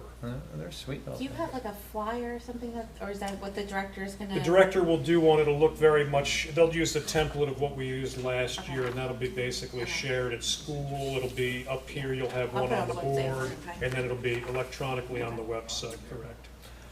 Oh. And I don't think we're gonna change the rules or anything around that, we changed some things last year, so that'll all be a carryover, there's not really that much work that needs to go into it. Just want to get that person appointed so they can get moving on it, so we hopefully can drive attendance back up, but roughly 75 to 85 range is what we typically saw in the past. I know there was Well, we're different seeing- programs that ran at the same time last year. There was Now conflict. There's, yeah. There's another program there's competing, after there's this. competing programs, and there was Yeah. discussion about having a sporting program maybe the kids could roll into after this. Right, But that would be handled Separate. separately Yes, from what yeah, we do. that's what we understood from Because the last rec week. group is involved in this one, and we don't want to get involved in running Right, there's right. liability and that's issues. established from We what don't I have know. insurance coverage for that, there's a lot of things that, you know, it sounds great in theory, but we're supportive of that happening. And they can piggyback on the flyer, but it's separate from the township. Well, we understood from last meeting's discussion that that was pretty much a done deal. yes. Right? And it- That was my The understanding. sporting cap, that's my Yeah. understanding. And that's fine, it's just not part of what we're No, doing. no, I Again, get they're allowed to that. piggyback, because it might drive attendance from what Exactly. That we was the have. expectation, that it Yeah, would that's drive good, I attendance think it's a up. great Yeah. idea, but That was the we checked expectation. on the insurance policy right now, and we don't have coverage for necessarily a sporting type camp. So how do we give you authority to do that? Is that a Resolution? resolution or just a consensus or? I have no idea, what do you think? Just be a Hiring. consensus. Why don't we just adopt a resolution, or, well, I don't care, whatever's We have to easiest, write but a let's give resolution. Kevin authority to Well, run they with can it. just do a verbalize consensus By of motion it, as well, just. a verbal yeah. consensus. Okay. So Let's just do it by motion. I move to give Kevin the authority to interview and hire I'll second. directors. All in favor? Aye. Aye. I can't vote for myself, so thank you, I think we're good, I can abstain. yes. Actually, I think you can. We can give a little more thought, though, to It's the a little four-legged pretentious, I children. won't vote for myself. It's all right. You're in. By the way, the one that bit passed away, so you're okay. Yeah, and I felt bad after I mentioned that, I realized, because he was an older dog, and Yeah, that's he why I went, was he a almost little made 18, cantankerous. yeah, he got up there. Slander. Okay, new business, Krista, we're up to that now? Yes, Okay.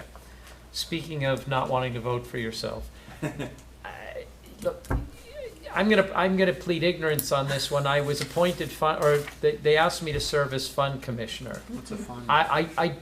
I don't know what I'll be doing, okay? They'll tell me. I don't even know. Jason's basically gonna be the alternate and will be handling whatever this is. Right, they just asked It's me for and I our said insurance yes. coverage fund. So, Oh, I- insurance. Do you know what this is, fund. Carl? I Okay. mean, I did it you've last seen it year. elsewhere? I had to fill out Fund I had to commissioner. fill out a You're saying you're the financial fund disclosure form Well, and he's that too, yeah, of Yes. course. The township fund commissioner, I thought you said, I was getting nervous. Wouldn't be very fun. Look, I'm a tax lawyer, you're not gonna get much fun out of me, Yeah. okay? All right, so if you want a fund commissioner, go with Chris, Me? all right? Don't go with I'm a me. law student, that's worse. What The is it? joint called? insurance fund? Yeah. You have the I- swimming pool, I think they okay? Yeah, appoint that's true. somebody who's You have the elected swimming official pool. to help oversee to make sure it's kind. There's really it's kind of like more like just a title. I don't think there's. So it has really- no teeth to it, is No, what I you're don't saying, believe so, so. perfect. I did it last year, and I don't recall doing it. So, But he is to blame if anything goes wrong. right. Yeah. Okay. Okay, so can I have a motion to approve Resolution 19-54, naming me fund commissioner and Jason Silverthorne as alternate fund So commissioner? moved now that I have an understanding of what it That's is, right. that's fine. I'll second that. Yeah. All in favor? Aye. Aye. Okay. Thank you. I can't tell you how honored I am. This is an honor. Okay. So the next one's probably gonna be executive session. Yeah. Uh-huh. And the next one of our DPW employees, Jeff Goodwin, resigned. He took a different job. So, We accept with regrets. yeah, motion to accept his resignation with So regrets. moved. Second? All in favor? Aye. The next topic we'll discuss in executive session regarding hiring his replacement. Is there anything else under new business? Yes, the end of the probationary employment for Jen, I don't know how to say it, she told me today, Bedruwitz, I think. Yeah, that sounds right. Court administrator. Oh, right, So her her probationary period's ending. Good. So, Do we- Kevin and Chris, you're the liaison, do you have any? You're the liaison on that. We're not Yeah. the two liaisons No, for I think that you one. gotta- For court administrator? You got appointed to, Okay, serve that's as a right. second, That's, yeah. yeah, that was something I might have volunteered for even. Okay. well, I haven't heard any complaints, so I guess that's a good sign. I guess when the court system's operating efficiently, you won't hear any issues, so. Jason's doing a Have you good heard job. anything? Is there any reason for us not to? No, she's great, Yeah. she's attentive, I haven't heard she anything does, negative. she does a great I job. like the new format of the monthly report. Good point. Yeah, exactly. Yeah. So, Agreed. So that's Then- good. do we have to make a motion? Yes. I'd like to make a motion to adopt the resolution to make her permanent. Doesn't her it just permanent automatically employee? roll? or I don't no? know. No, we have to have a We have motion. to- We have to have yeah. a motion? Yeah. A She's on motion to probation end for the the first year. probationary So period, we're is that what taking, it is? we're, Yeah. we're, Okay. we have to, All right, so we'll make a motion to end Jennifer's probationary. well, it ends itself. It We're making a, ends. To we're making recognize a the motion. end. Make her To make her full-time, a permanent permanent. Well, that's what I employee. was asking, sorry, I confused the whole issue then. I guess- So could I have a resolution to make Jennifer Budrowitz a permanent, or give her permanent employee status? So moved. Second. All in favor? Aye. Aye. Okay. Okay, we are now up to our second open to the public session. You were gonna do Oh, executive? Yeah. executive session first. Well, let me just make sure that there's, because we're down to just a Go few ahead. public people, so let's Fine. see, does anybody, could I have a motion to open to the public? So moved. Second. All in favor? Aye. Anybody from the public like to speak? Go ahead, Francis. It's all you. Hopefully I won't have to move and I can be heard. I'd like to congratulate you for passing a budget that's flat. I'd like to applaud the county for passing a budget that's flat. I was just trying to find out what's going on with the school system, especially after what Chris was speaking about. And the Hunterdon and Central proposed 2019-20 budget is $53,973,852, which is probably about close to $400,000 more than what last year was. So while the county has done what it could to keep our rate down, and the township has, and expect your tax bills to be higher, I started looking because I was wondering, well, what's the rate gonna be all combined between fire tax and this, that, and the other? So the hit that the governor has hit us with is a bit of a whoopee cushion hit, and I don't know that, I don't know what the local school's gonna do, but it's a typical, welcome to New Jersey, you wonder why you wanna leave. The other thing I just wanted to clarify is there's a book that Krista got when she took her courses on being the planning board secretary and zoning officer and all of that stuff, which is all the definitions for municipal land use law. And there is a different definition between a golf course and a country club. And tennis courts, swimming pools, movie stars part isn't in the golf course, but it is in the country club. So I can't think of anything that is much clearer about how things have maybe moved over time, unintentionally, benignly, or whatever.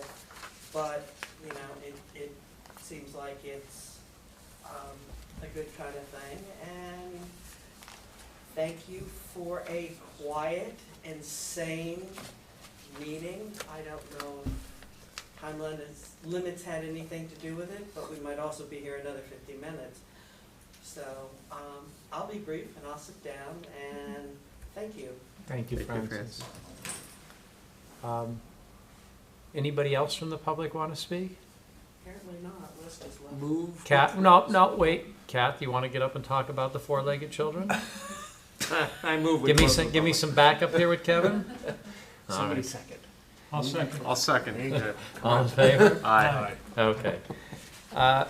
We are going to go into executive session. I don't think we'll be in very long, but we're going to go into executive session. But we're going to take a restroom break Yeah, I'm first gonna take an executive and let everybody session. clear out.